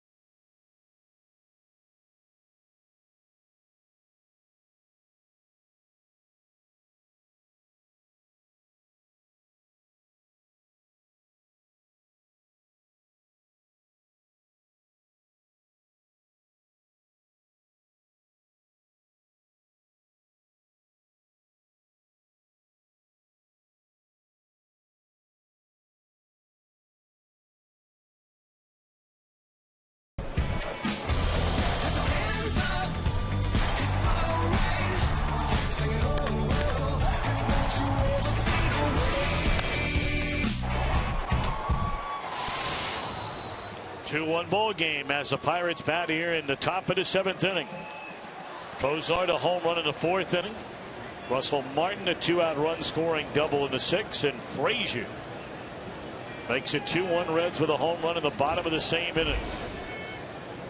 So 7, 8, and 9 for Leake here in the 7th. Neil Walker 0 for 2 in the game, and a breaking ball in there, strike. No action in the Reds bullpen. First time all night the Pirates have action in their bullpen. Well, both these pitchers have been very efficient, mainly because they've been pumping first pitch strikes in there. Liriano does not go much over about 95, 96 pitches. He's gone one game this year where he's gone 110. Everything else has been in the 90s, so they really make sure that they're being very conservative with him. He's the one starter left. I mean, not from the opening of the season, but he's one of the 2 starters that they have left. They haven't been injured, so they're going to take care of him. We saw Brian Morris getting ready in the bullpen. Pitcher spot due up 3rd here in the inning. And Leake, who has not walked a batter all night long, has fallen behind Neil Walker. 3 balls and a strike. Wow. It's only the second 3-ball count that Leake had gone to all night long, and he walks the number 7 hitter to begin the 7th inning, leading by a run.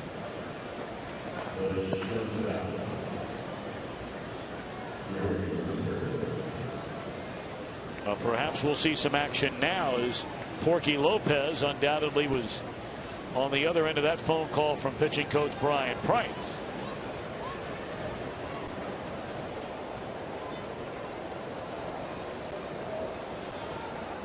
So now Mercer, who has doubled and bounced out to second base, stabbed at it and missed it.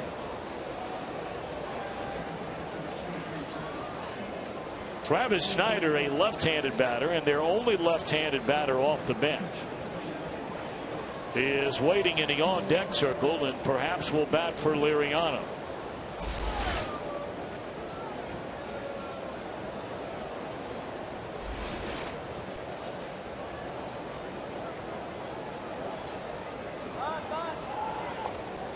Out in front of the plate, that is a fair ball. And Mesoraco did not pick it up cleanly the first time, and he should have had, or could have had, an out at second base.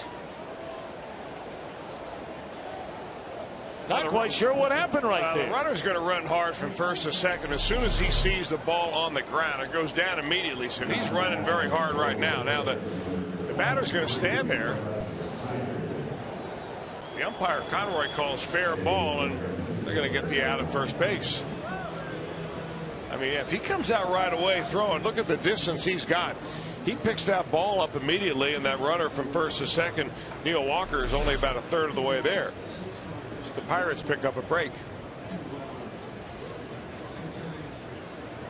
So it will be Snyder now to bat. And a breaking ball is in there, strike one. We'll give the batter Mercer a sacrifice on a ball that did not go a foot in front of the plate.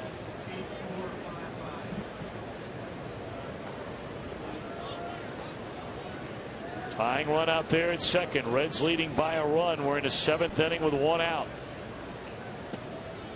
Count even on Snyder.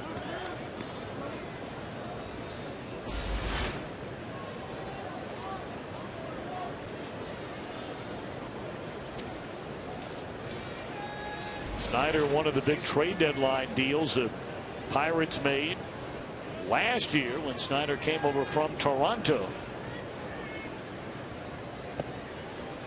He just had a huge hit over the weekend on Saturday afternoon, had a game-tying home run in the ninth inning against the Dodgers. You can see how he's built plenty of power there.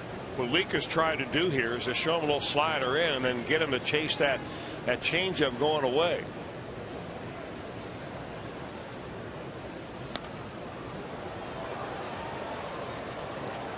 Snyder, you may remember, was the guy who had the game-winning base hit. That game at Garrett Jones hit the game-tying home run against Jonathan Broxton on that Sunday afternoon. And then Snyder in the 11th inning delivered the game-ending single in the 5-4 Pirate win.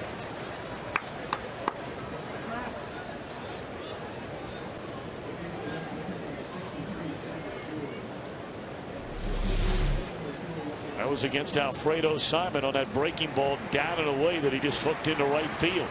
Game over.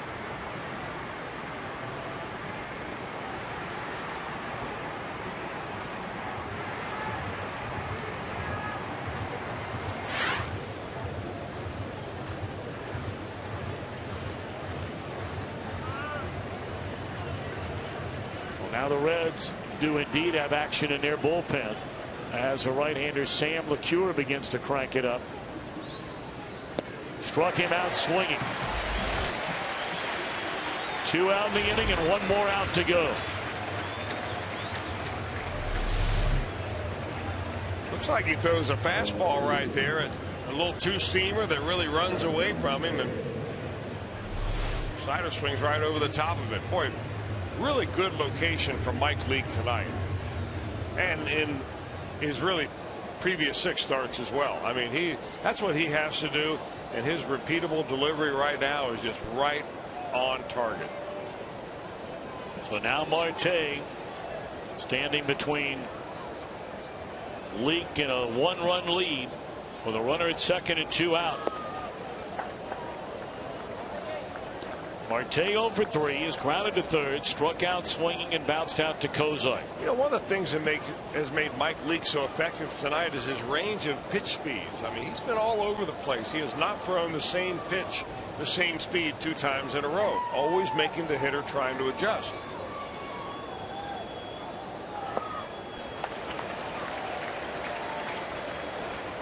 His high is around 92 miles an hour, as low as 76. And 76 is a curveball. What you're seeing mostly from Leake is, 83 to 90.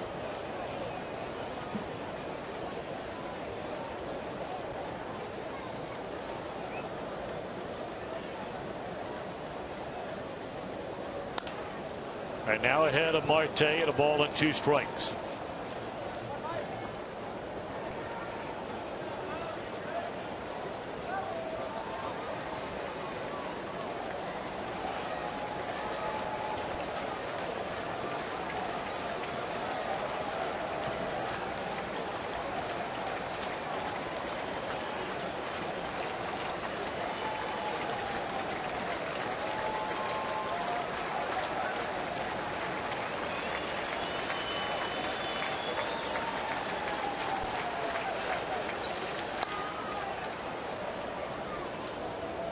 We talk about Leake in that ERA fractionally above 1 in his last 6 starts, including a season high 16 and 2/3 inning scoreless streak back in the middle of May through the end of May. But you go back further than that to the middle of April, and Leake's earned run average is right at 2. That is spanning, tonight included, 12 starts. Trying to keep this 1-run lead in a 1-2 pitch on Marte with 2 outs.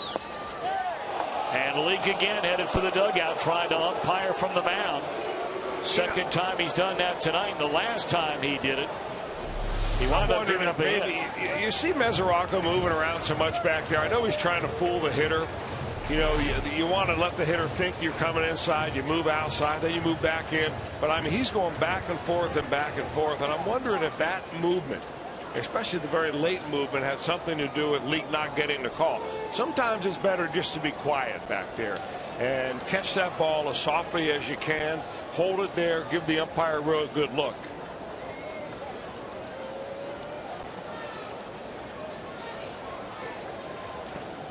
That's a tying run out at second base. Neil Walker.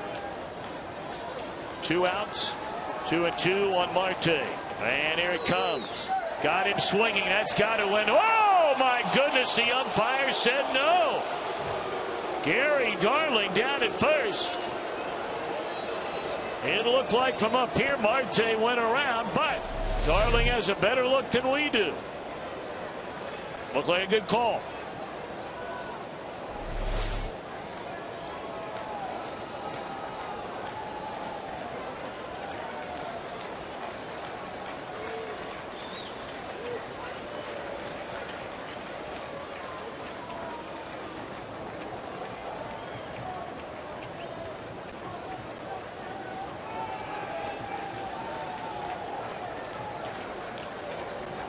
Three balls, 2 strikes. Leake a check of the runner in the pitch. In the air, center field, and Chu will back up and waits on it. Inning over. What a job by Leake. 7 innings of 1-run baseball yet again from Mike Leake. Reds lead 2-1.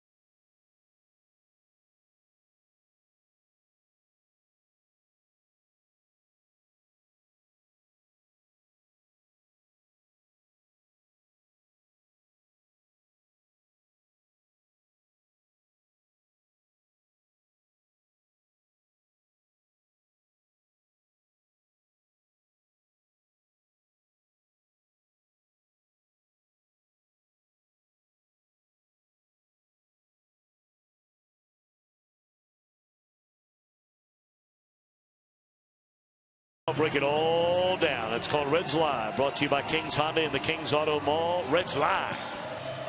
Visit King'sHondaUSA.com.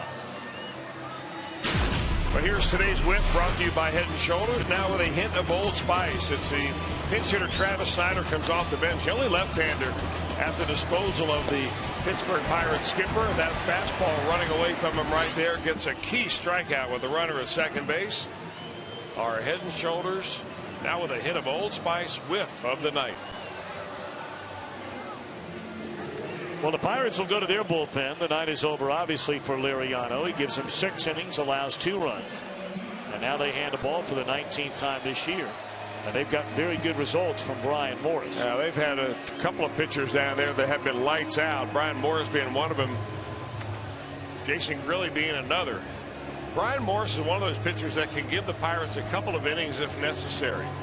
18 innings, 28 or 18 appearances in 28 innings. So he's not just one of these one-inning guys that comes out there and needs help after he gets one frame in the book. It's been one of the real strengths of this Pirate team this year, their bullpen. As it was, you may remember, most of last year until, like the rest of their team, the wheels fell off over the final month of the year. They have the #1 ranked bullpen in many categories. 3rd lowest ERA in the National League, but 1st in wins, winning percentage. Greeley's been perfect in saves. 0-2 on Devin Mesoraco. Pirates were right there all year long with the Reds for the best bullpen in the National League last year. They had, of course, Joel Hanrahan was their closer. And they let him go, believing Greeley could get the job done. And boy, were they right about that.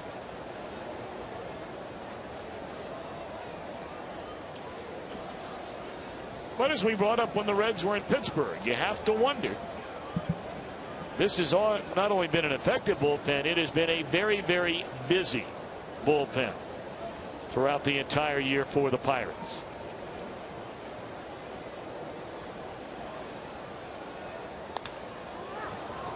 Fly ball into center field. McCutcheon on again. I mean, to give you an idea now, the Reds have played 70 games. Pirates are playing in their 70th game tonight. The Pirates have used their bullpen 50 more innings so far this year than the Reds have. And the Reds have played more innings overall because they've played more extra inning games as well. So that may not become relevant when you're in the month of June, maybe even the month of July, but when you get down to the end of the year and you're in the pennant stretch and you need to rely on that bullpen, they reach back and there's not as much there as there was back in May and June. That's when it becomes an issue, and that's really what happened to the Pirates last year. Now what they hope to have is some refreshed starting pitchers who are on the disabled list now coming back and being healthy, because they do get a little bit of a break in the middle of the season. A.J. Burnett being the main one that they hope to come back and have him strong. Well, Donald Lutz now had the big 2-run single off the bench for the Reds in their win yesterday against Milwaukee, giving him 8 RBIs. What a job again by Mike Leake. Boy, you just can't talk enough about what an unbelievable year Mike Leake is having for the Cincinnati Reds. His ERA is now 7th best in the league, and that was smoked into right field by Lutz. I know there are a lot of people sitting at home saying, well, why would you take Mike Leake out? I mean, after all, he's on a roll, right? Well, if you're thinking along with Dusty Baker, you're thinking, all right, well, what is his pitch count? He's hit the 100 pitch count mark. And that last inning that he was out there, and he had that runner on base, it didn't seem like a big deal, but he got a leadoff walk. And then you have to really pitch hard to get out of the inning. They sacrifice him to second base with 1 out. You strike out the pinch hitter, and then you get the next hitter out. And I think sometimes an inning like that, whether you're physically still able to go out there, will mentally exhaust you. And you've asked him to get out of the tough inning. And I think it's a good move right here to go to the bullpen, not knowing what's going to happen.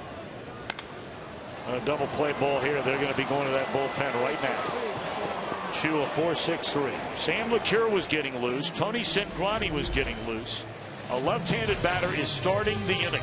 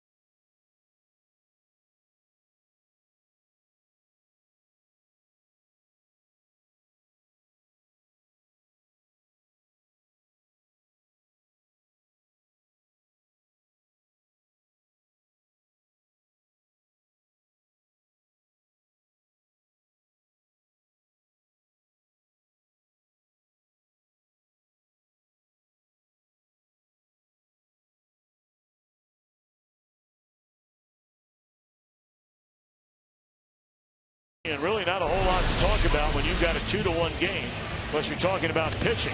First home run allowed all year by Liriano came off the bat of Cozart in the 4th. Mike Lee rolling right along through the first 5 innings of this game. Got a double play off the bat of Garrett Jones in the 4th. But then in the 6th with 2 outs, Russell Martin. A double into right center field, plating McCutchen to tie the game. In the bottom of the 6th inning, Frazier with 2 outs and nobody on to the second deck in left center. For Frazier, his 9th of the year, 3rd in a week. And the Reds celebrated a 2-1 lead, and that's where we stand. With the Pirates coming up in the 8th inning. And of course, no Jonathan Broxton, no Sean Marshall. And after an unbelievable start to this season, all of a sudden, very hard times have befallen Sam LeCure. Yeah, very uncharacteristic of Sam LeCure. And what I've noticed out of him the last few outings, Tommy, you really go back to the game that he pitched on the 4th of June against the Colorado Rockies, where he gave up a couple of runs in an inning. He's just missing his location. That fastball that he likes to run inside the left-handers just not has a good release point on it. Now, his last time out, he came in a pressure-packed situation against Milwaukee and got a third of an out, or got an out, and got out of the inning. So let's hope that that boosts his confidence and he's back to being old Sam. And boy, he needs a shot of confidence. I mean, they can tell you that everything's fine and everything's all right. But Sam LeCure, 3 times in a row, he has come into the game with a lead, starting a clean inning. And he has lost that lead 3 times. The game you referred to against Colorado, that 7th inning game, you and I were on the radio on that Sunday night trying to make it 2 out of 3 against St. Louis, and then just the last completed series in a game they lost to the Cubs on Thursday afternoon.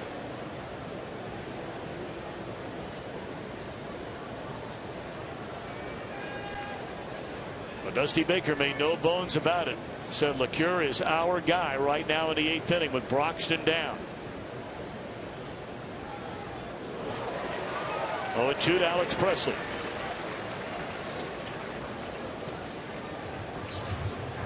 Really pulls the string on his slow curveball right there. You see how he spikes his index finger. We have a look at it in that glove from the center field camera. We know before Presley knows what's coming, but he really takes a lot off that curveball, but still has a lot of arm speed to get spin on the ball and good break.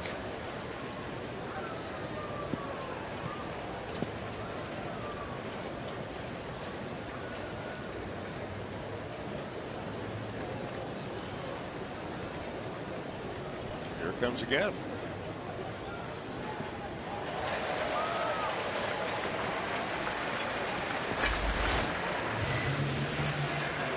Back-to-back really good curveballs from LeCure. It looks like he's back on the horse. Our Munchin's Furniture Expo look at this right over the top hook.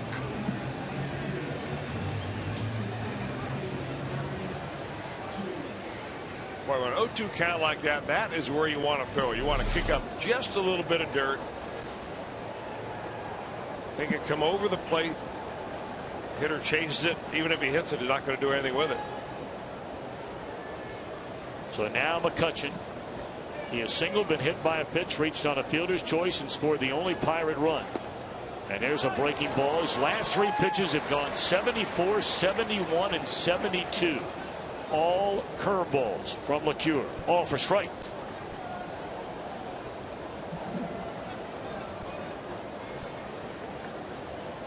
McCutchen 7 home runs this year.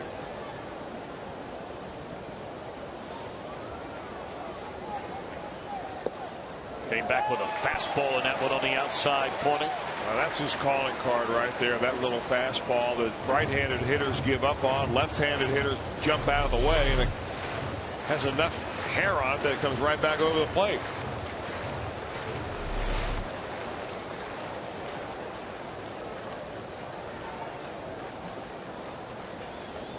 Trying to make it 0 for 7 against McCutchen,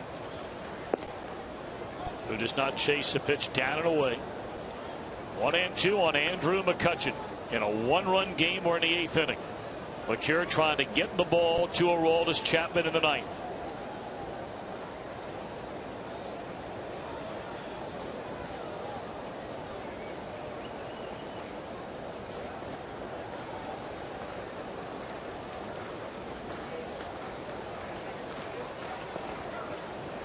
2-2.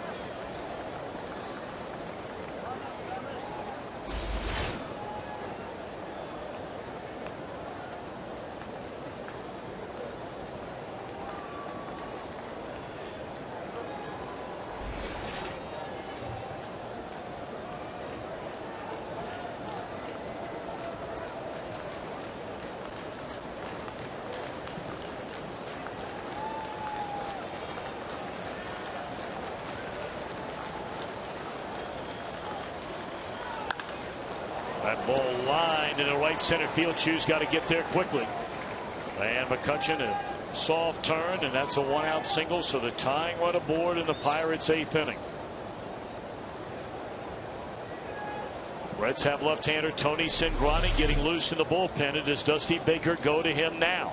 Just a difference in location between that pitch that was hit for a base hit and the second strikeout of the inning, which was on the knees on the black. And Dusty's going to make a move. He will bring in Cingrani. So the rookie left-hander, who's been working out of the Reds rotation, of course, so far this year, now asked to become the primary left-handed setup man from the Reds bullpen.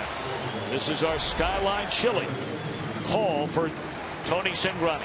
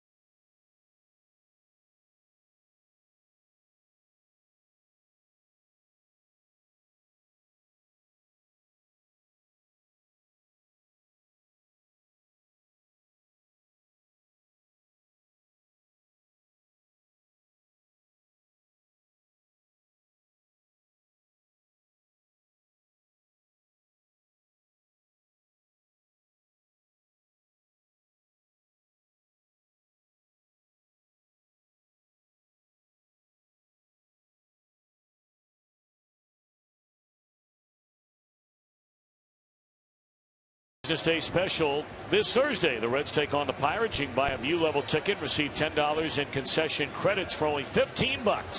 513-381 Reds, a number to dial. Some restrictions do apply. So with no Sean Marshall, the Reds made the decision, Chris, over the weekend to keep Tony Cingrani here. And the main reason he's here, Tom, is that he's not only able to get left-handers out, because oftentimes you'll see what's happened right here. You have a left-hander scheduled, and the manager pulls a lefty back, and he puts a right-hander in as a pinch hitter. So Gabby Sanchez, a right-hander, is going to come in here. And this has all been pre-thought by Dusty Baker. They know who you have and what the moves, the corresponding moves are going to be. So since Cingrani is going to go after a right-hander, he'll do it a much different way than Sean Marshall would. Marshall has a variety of breaking balls that he throws, curveballs and sliders and so on. That's the way he attacks both lefties and righties. Cingrani is pretty much a fastball pitcher. We talked about that when he was a starter. He just rears back, and about 80% of the time you're getting that good old number one.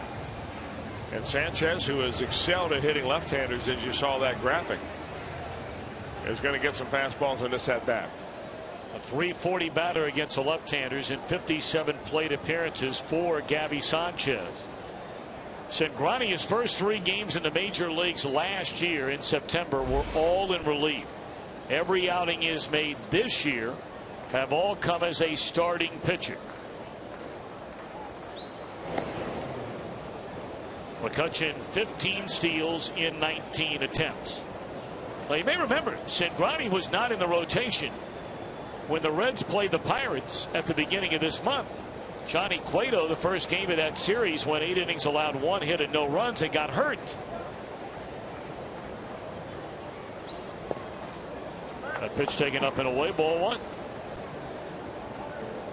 Boy, if you know a guy throws his fastball 80% of the time, and he throws the first pitch breaking ball and doesn't finish it, just kind of spins it up there, you can bet the ranch and the rest of the neighborhood too that here comes a heater.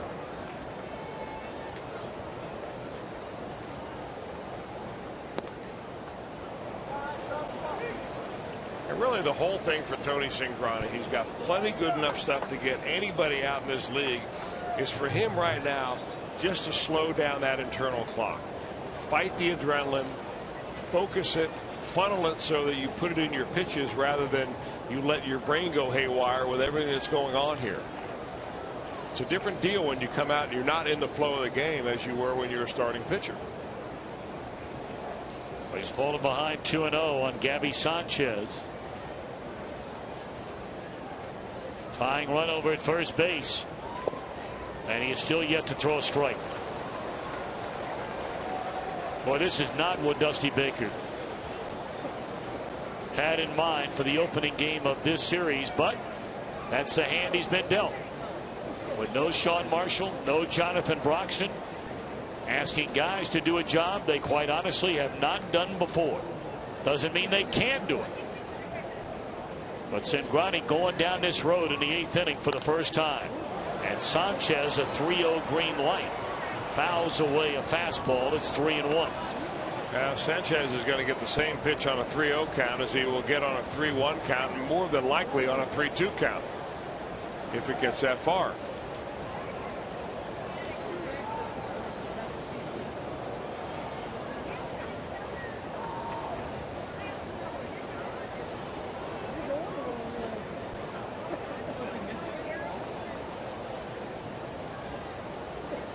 Well, he's breathing hard. Came back with another fastball. That one caught a lot of the plate. Mesoraco wanted that ball in the outside corner, but a strike. Well, you know, Cingrani's fastball is actually more effective up and especially into a right-hander than it is down and away. I mean, if you put it on the perfect spot, down and away, on the knees, on the black, that's as good as it gets. But other than that, if you're going to miss up around the chin, because his ball has a tendency to really take off. 3-2. Will they start McCutchen? No. And that is strike 3 called at 95 miles per hour.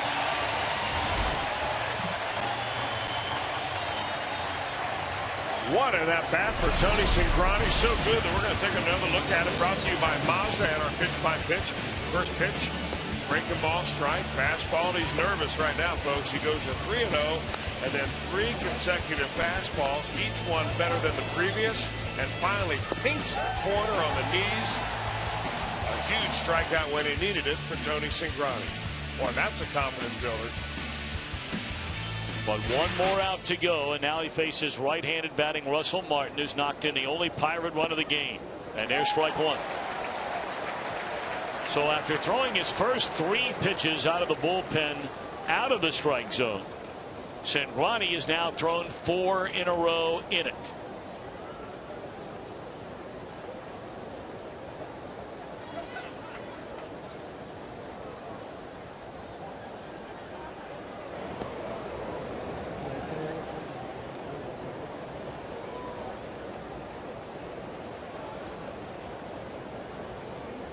Crowd very, very quiet. They've been spoiled rotten from this Reds bullpen here over the last couple of seasons, with virtually money in the bank when they bring in that left-hander Marshall. His first full year with the Reds a season ago. 1-1 on Russell Martin. And my oh my, how you can get spoiled by a great bullpen.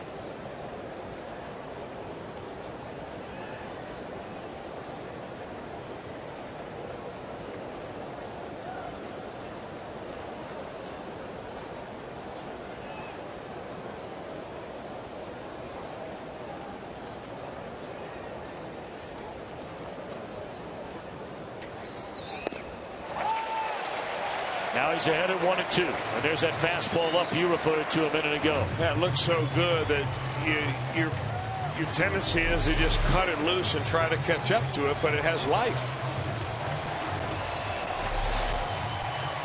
Well, now this crowd of almost 29,000 on this Monday night trying to get behind this 23-year-old who's pitching out of the pen for the first time this year in a one-run game.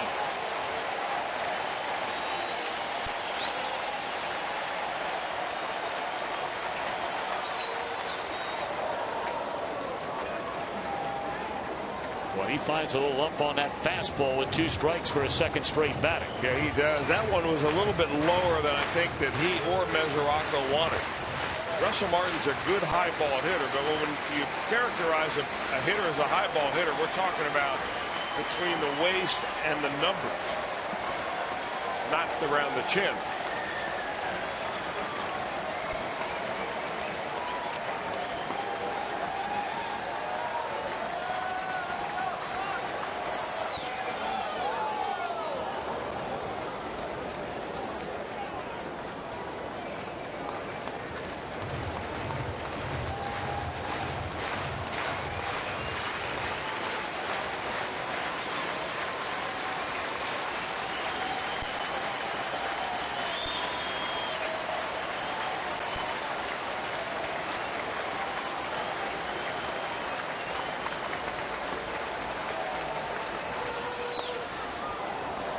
Get another fastball at 95, and again Martin able to put a bat on it and foul it away. He throws it fearlessly.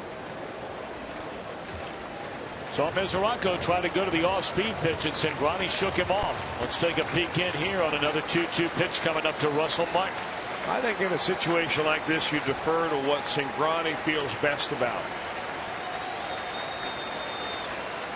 Don't force him into throwing something he's not completely behind throwing.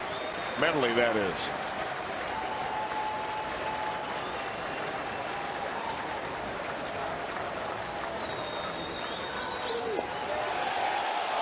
Wow.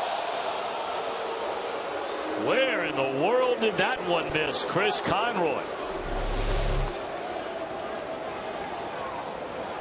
Oh. I mean, that looked like it was a better pitch than the called third strike on Gabby Sanchez. Sure did. Holy Moses. Well, no time to be thinking about that. Runner over at first. McCutchen will get started. 2 outs. 3-2 to Martin. Here it is. And he walked him.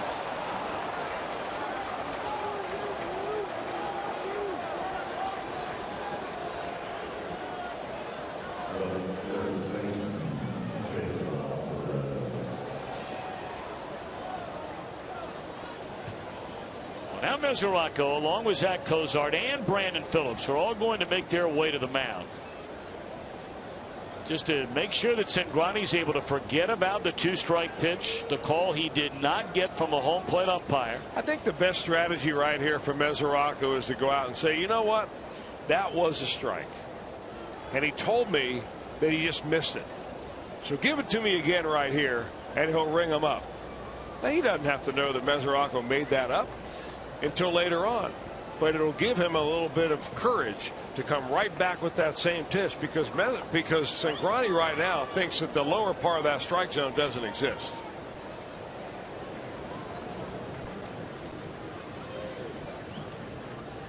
So now the tying run stands in scoring position. That's McCutchen after the walk to Martin, who's over at first. Alvarez, 1 of 3 in the game, has grounded to short, single to right center, and struck out, ending the 6th inning. Good breaking ball on the first pitch to the left-handed batting Alvarez for strike 1. Alvarez, he was betting fastball here, wasn't he?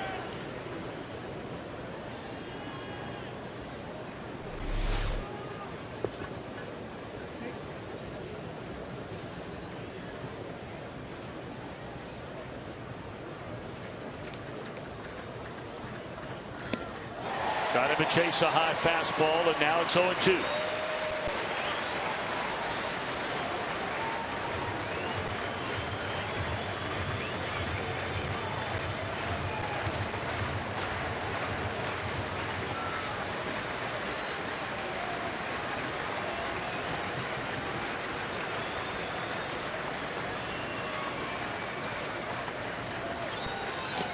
The young man up to the challenge tonight. That's all in the Pirates' 8th inning. He faces 3. Should have struck out 3. The fire burning in Cingrani. He protects a 1-run lead.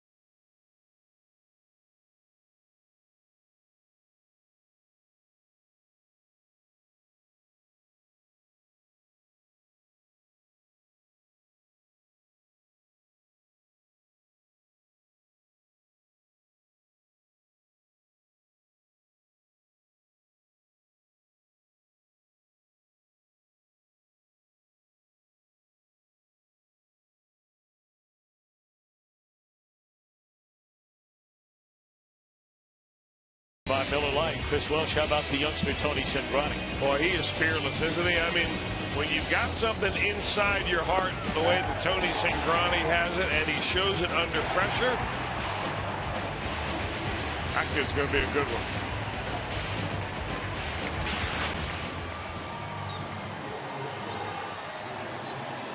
Boy, he can turn up the intensity dial a little bit, can he? No doubt about that. I like it.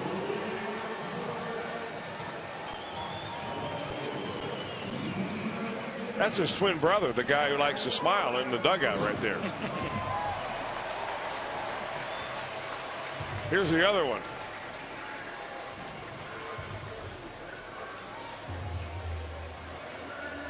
I think you might see that a time or two over the next 24 hours. Man, that's a look. Gabby Sanchez struck out against Cingrani. Will stay in the game to play first base. Reds with a 1-run lead, and now Derek Robinson, who's 1 for 3 in the game, turns around to bat from the left side against the right-hander Brian Morris, who allowed a hit, no runs in the 7th inning in relief of Liriano. 2-0 on Robinson. Votto to follow, and then Brandon Phillips.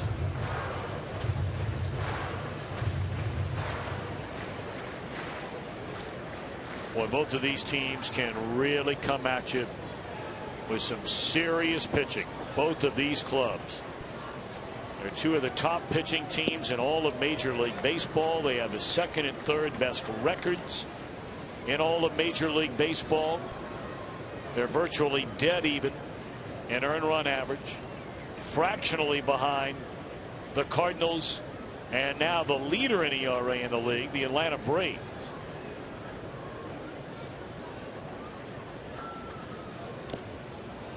2-2 on Robinson.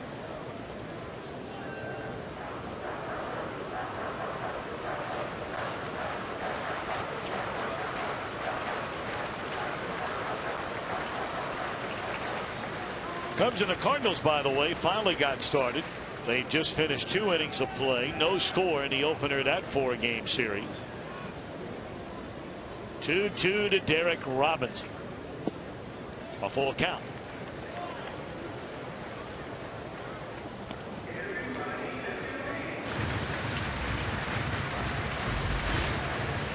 Well, you know who's getting loose in the Reds bullpen.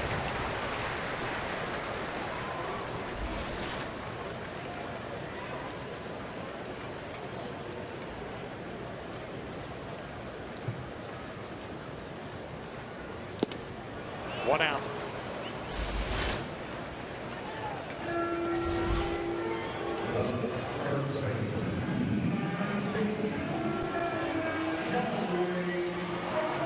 Take a look at the Subway in-game box score. Been a quiet night offensively.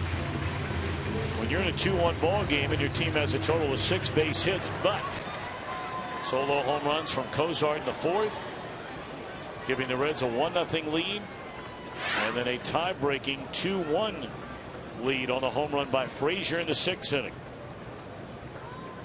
Votto tonight, 1 out of 3. He's reached twice. His single reached on an error, and then bounced out off the pitcher's glove to the second baseman Walker, his last at bat in the 5th.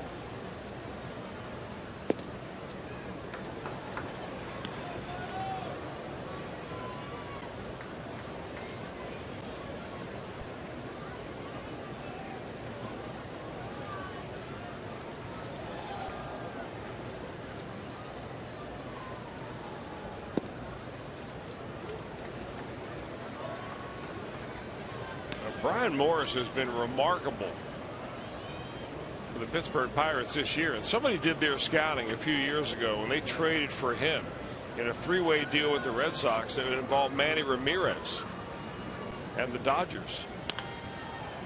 Morris was a 3rd-round draft pick of the Tampa Bay Rays in 2005 out of high school. He did not sign out of Tullahoma, Tennessee.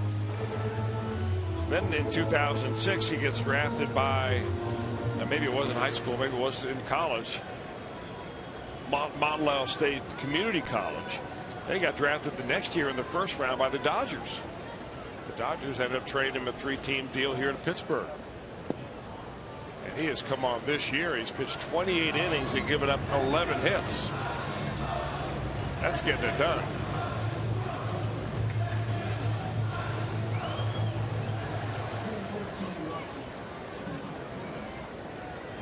Pirates have one of their 2 left-handers down in that bullpen. Tony Watson getting loose.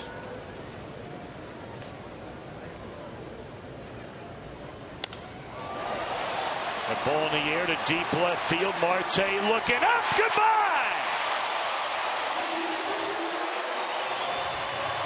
What a time to play long ball here in the 8th inning for Joey Votto.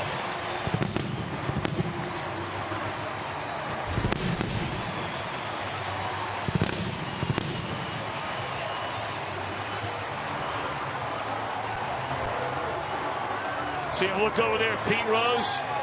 Give him that thumbs up. How about that? Doesn't get any bigger than that, I can tell you.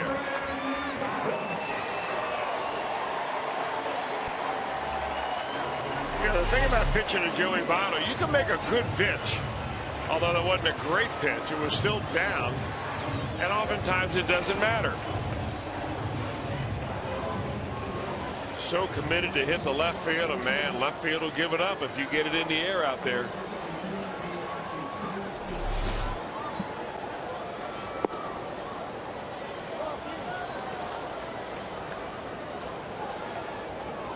A 2-run cushion now for Aroldis Chapman, and perhaps it could widen from there. Only 1 out in the inning, and Brandon Phillips at the plate.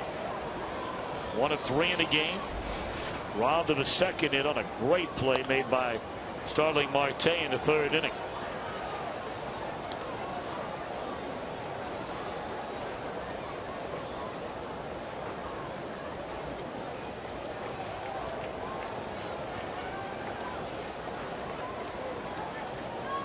Three solo home runs tonight.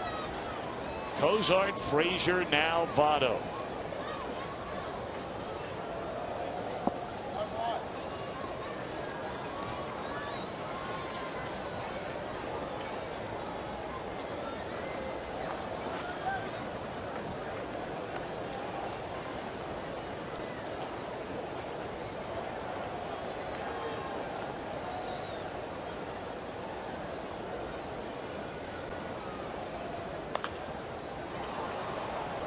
Ground out of 3rd, and Alvarez slows out Brandon. 2 away here in the 8th. You're taking a peek around the corner to the 9th. Latter 3rd due up in a Pirate batting order. They have nothing but right-handed hitters on their bench.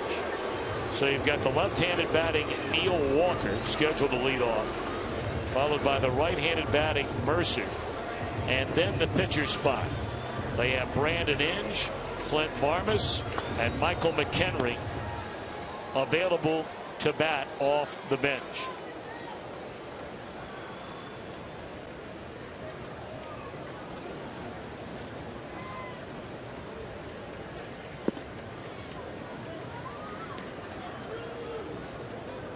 Jay Bruce 0 for 3, all the at-bats coming against a left-hander Liriano. His fly to left and twice has struck out swinging.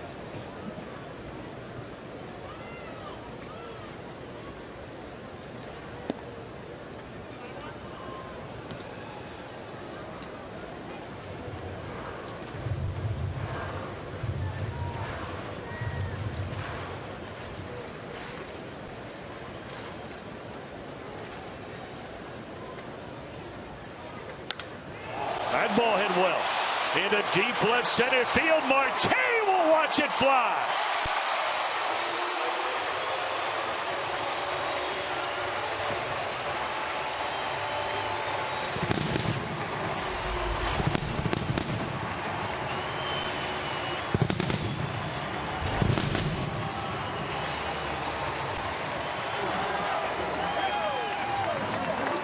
Number 13 on the year for Jay Bruce. When this guy starts going the other way and using the entire ballpark and strong enough to leave out any door in the ballpark.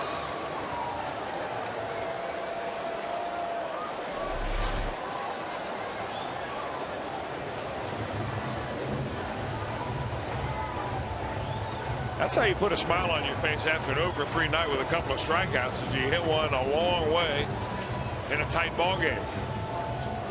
You know, Tom, you have a tendency to poke a little fun from time to time at Chris's checklist. But one of the items on the checklist was 27 shots on goal. That's right. And, you know, when the weather heats up in this ballpark, yeah, and I'm kidding you a little bit, but we see this. Balls begin to fly out of here. Hitters start they start really striding to the plate with a lot of confidence. In fact, they swagger to the plate here. And Votto and Bruce, in a span of 3 hitters, go deep. Shots on goal. Hey, you said you actually borrowed that from Clint Hurdle. Yeah, that's what he kind of chuckled when he said it. He goes, you know, sometimes when it gets really hot and the ball starts flying out of here, that's what it's like. You get 27 shots on goal here at Great American Ballpark. Ranger line drive caught. But how about the 8th inning? Second 4-home run game for the Reds this month. 3rd of the year. And that swing ties Jay Bruce with Lee May for 16 in Reds history.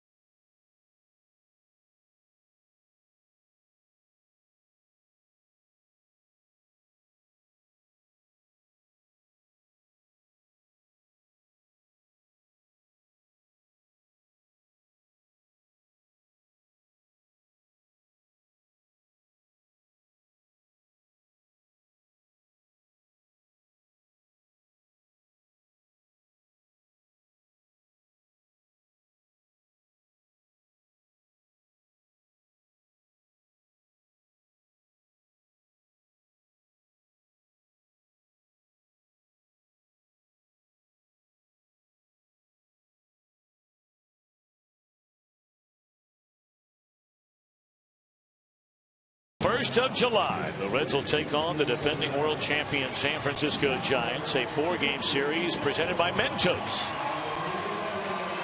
Don't miss a post-game fireworks show. We'll have a Todd Frazier bobblehead giveaway on Wednesday, July the 3rd. That's the day the fireworks are. Don't forget, that's after the night game on the 3rd of July.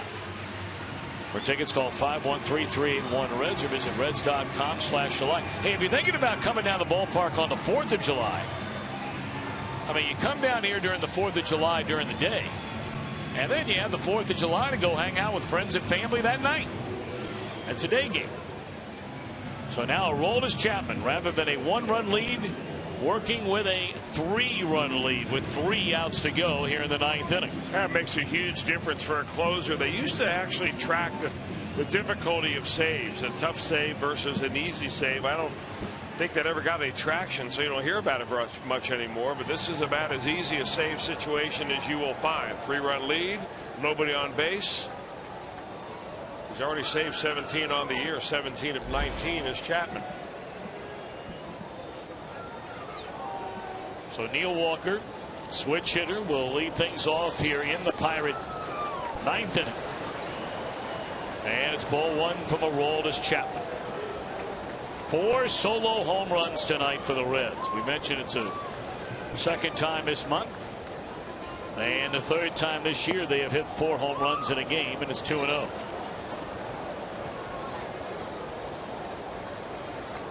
So Walker, the switch hitter. Mercer, a right-handed batter. And then we gave you the options a moment ago of the right-handed batters available for Clint Hurdle off his bench. There's a strike.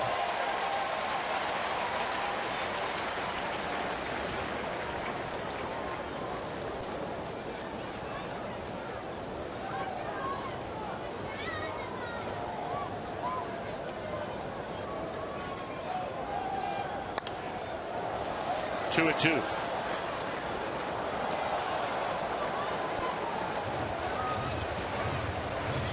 Chapman requesting a new baseball after getting one. And now receives another from Chris Conroy.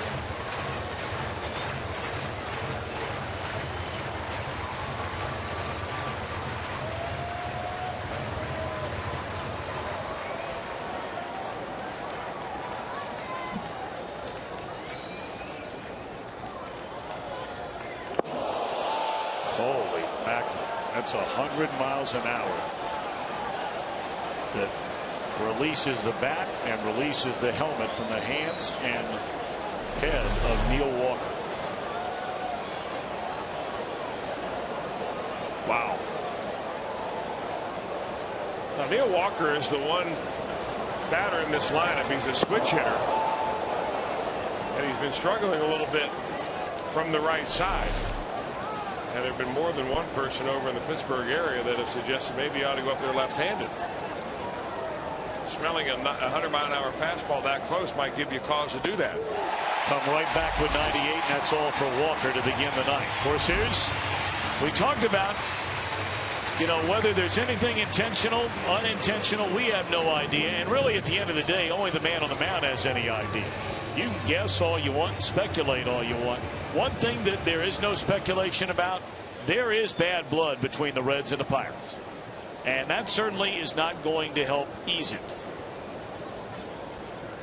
Remember, it was a fastball that hit Andrew McCutchen last year by Aroldis Chapman that really started this give and take and back and forth between the Reds and the Pirates. Well, it was interesting because the give and take, at least between the Reds, started the series before they went into Pittsburgh. It started with the 4-game set, 2-2 with the Cleveland Indians, when Aroldis Chapman went up and in.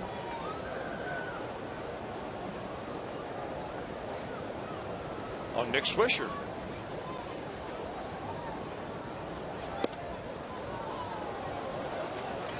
Now, whether that was intentional or not, certainly seemed intentional, although the Indians took an exception to it. And there was some payback being done between the two teams over that 4-game series. Then the Reds go right into Pittsburgh, and they started up there too. Remember last year when Chapman hit McCutchen, it was the very next day in the very first inning. when Leake hit a Pirate batter in the first inning, and immediately the umpires then issued a warning to both teams. Clint Hurdle went ballistic and was thrown out of the game. That's the one thing you're not allowed to argue according to baseball rules, is the warning. 3-1 to Mercer. So that's going to get you a quick ejection either way, but I mean, you can see his point as well. Well, we haven't had a chance to settle the score here.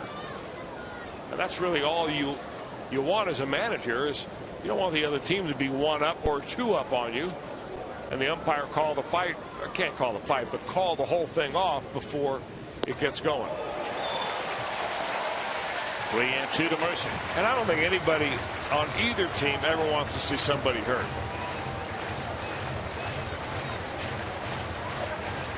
And you can see the way that Chapman has been missing in this inning, that he's just rearing back and letting it loose.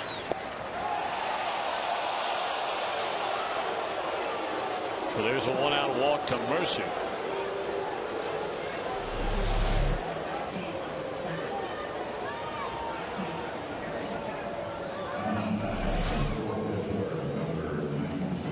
So Michael McHenry will come off the bench. McHenry's got some pop in that bat.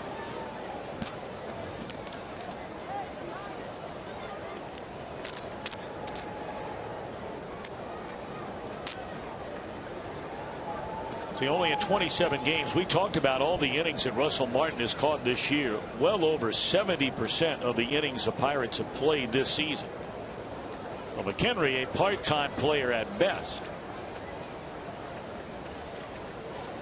1 on, 1 out. Reds lead by 3. We're in the 9th, and Chapman continues to miss high.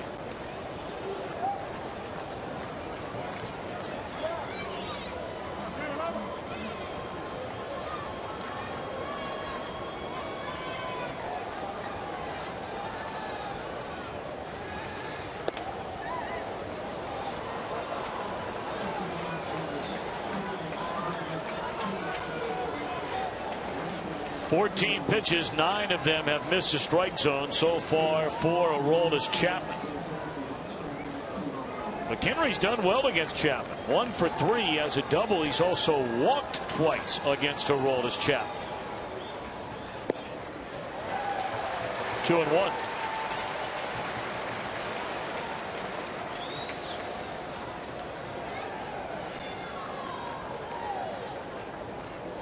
LeCure goes a third of an inning, gets a strikeout, allows a hit. That one into center field, and Chu is there. Pirates down to their final out. Sangrani nails tonight. Comes in, strikes out Gabby Sanchez after falling behind him 3-0. It looked like he had Russell Martin struck out. Did not get a call from the home plate umpire. Wound up walking Martin, and then came back to strike out Pedro Alvarez on 3 pitches, sending us to this 9th inning. 2 out, 1 on for Marte.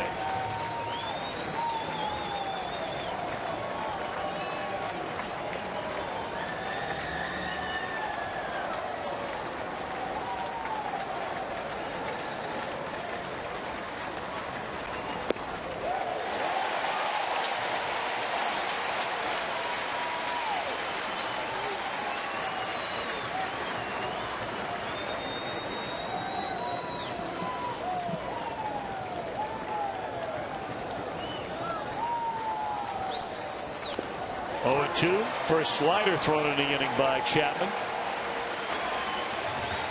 And now the Pirates perhaps down to their final strike.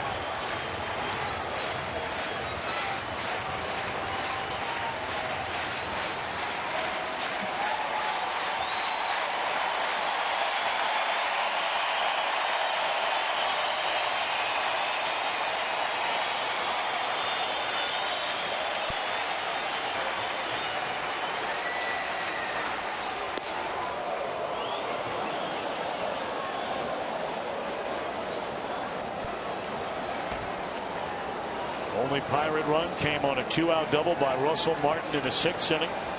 Mike Leake sensational again tonight for the Reds. 1-2 pitch. Game over. A 100-mile-per-hour fastball ties a ribbon around this one.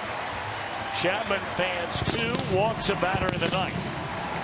Mike Leake the winner, now 7-3. The Reds hit 4 solo home runs in the game. Ozark, Frazier, then Votto and Bruce in the 8th. They get excellent bullpen work from LeCure, Cingrani, and Chapman en route to an opening game win in this 4-game series by a 4-1 count.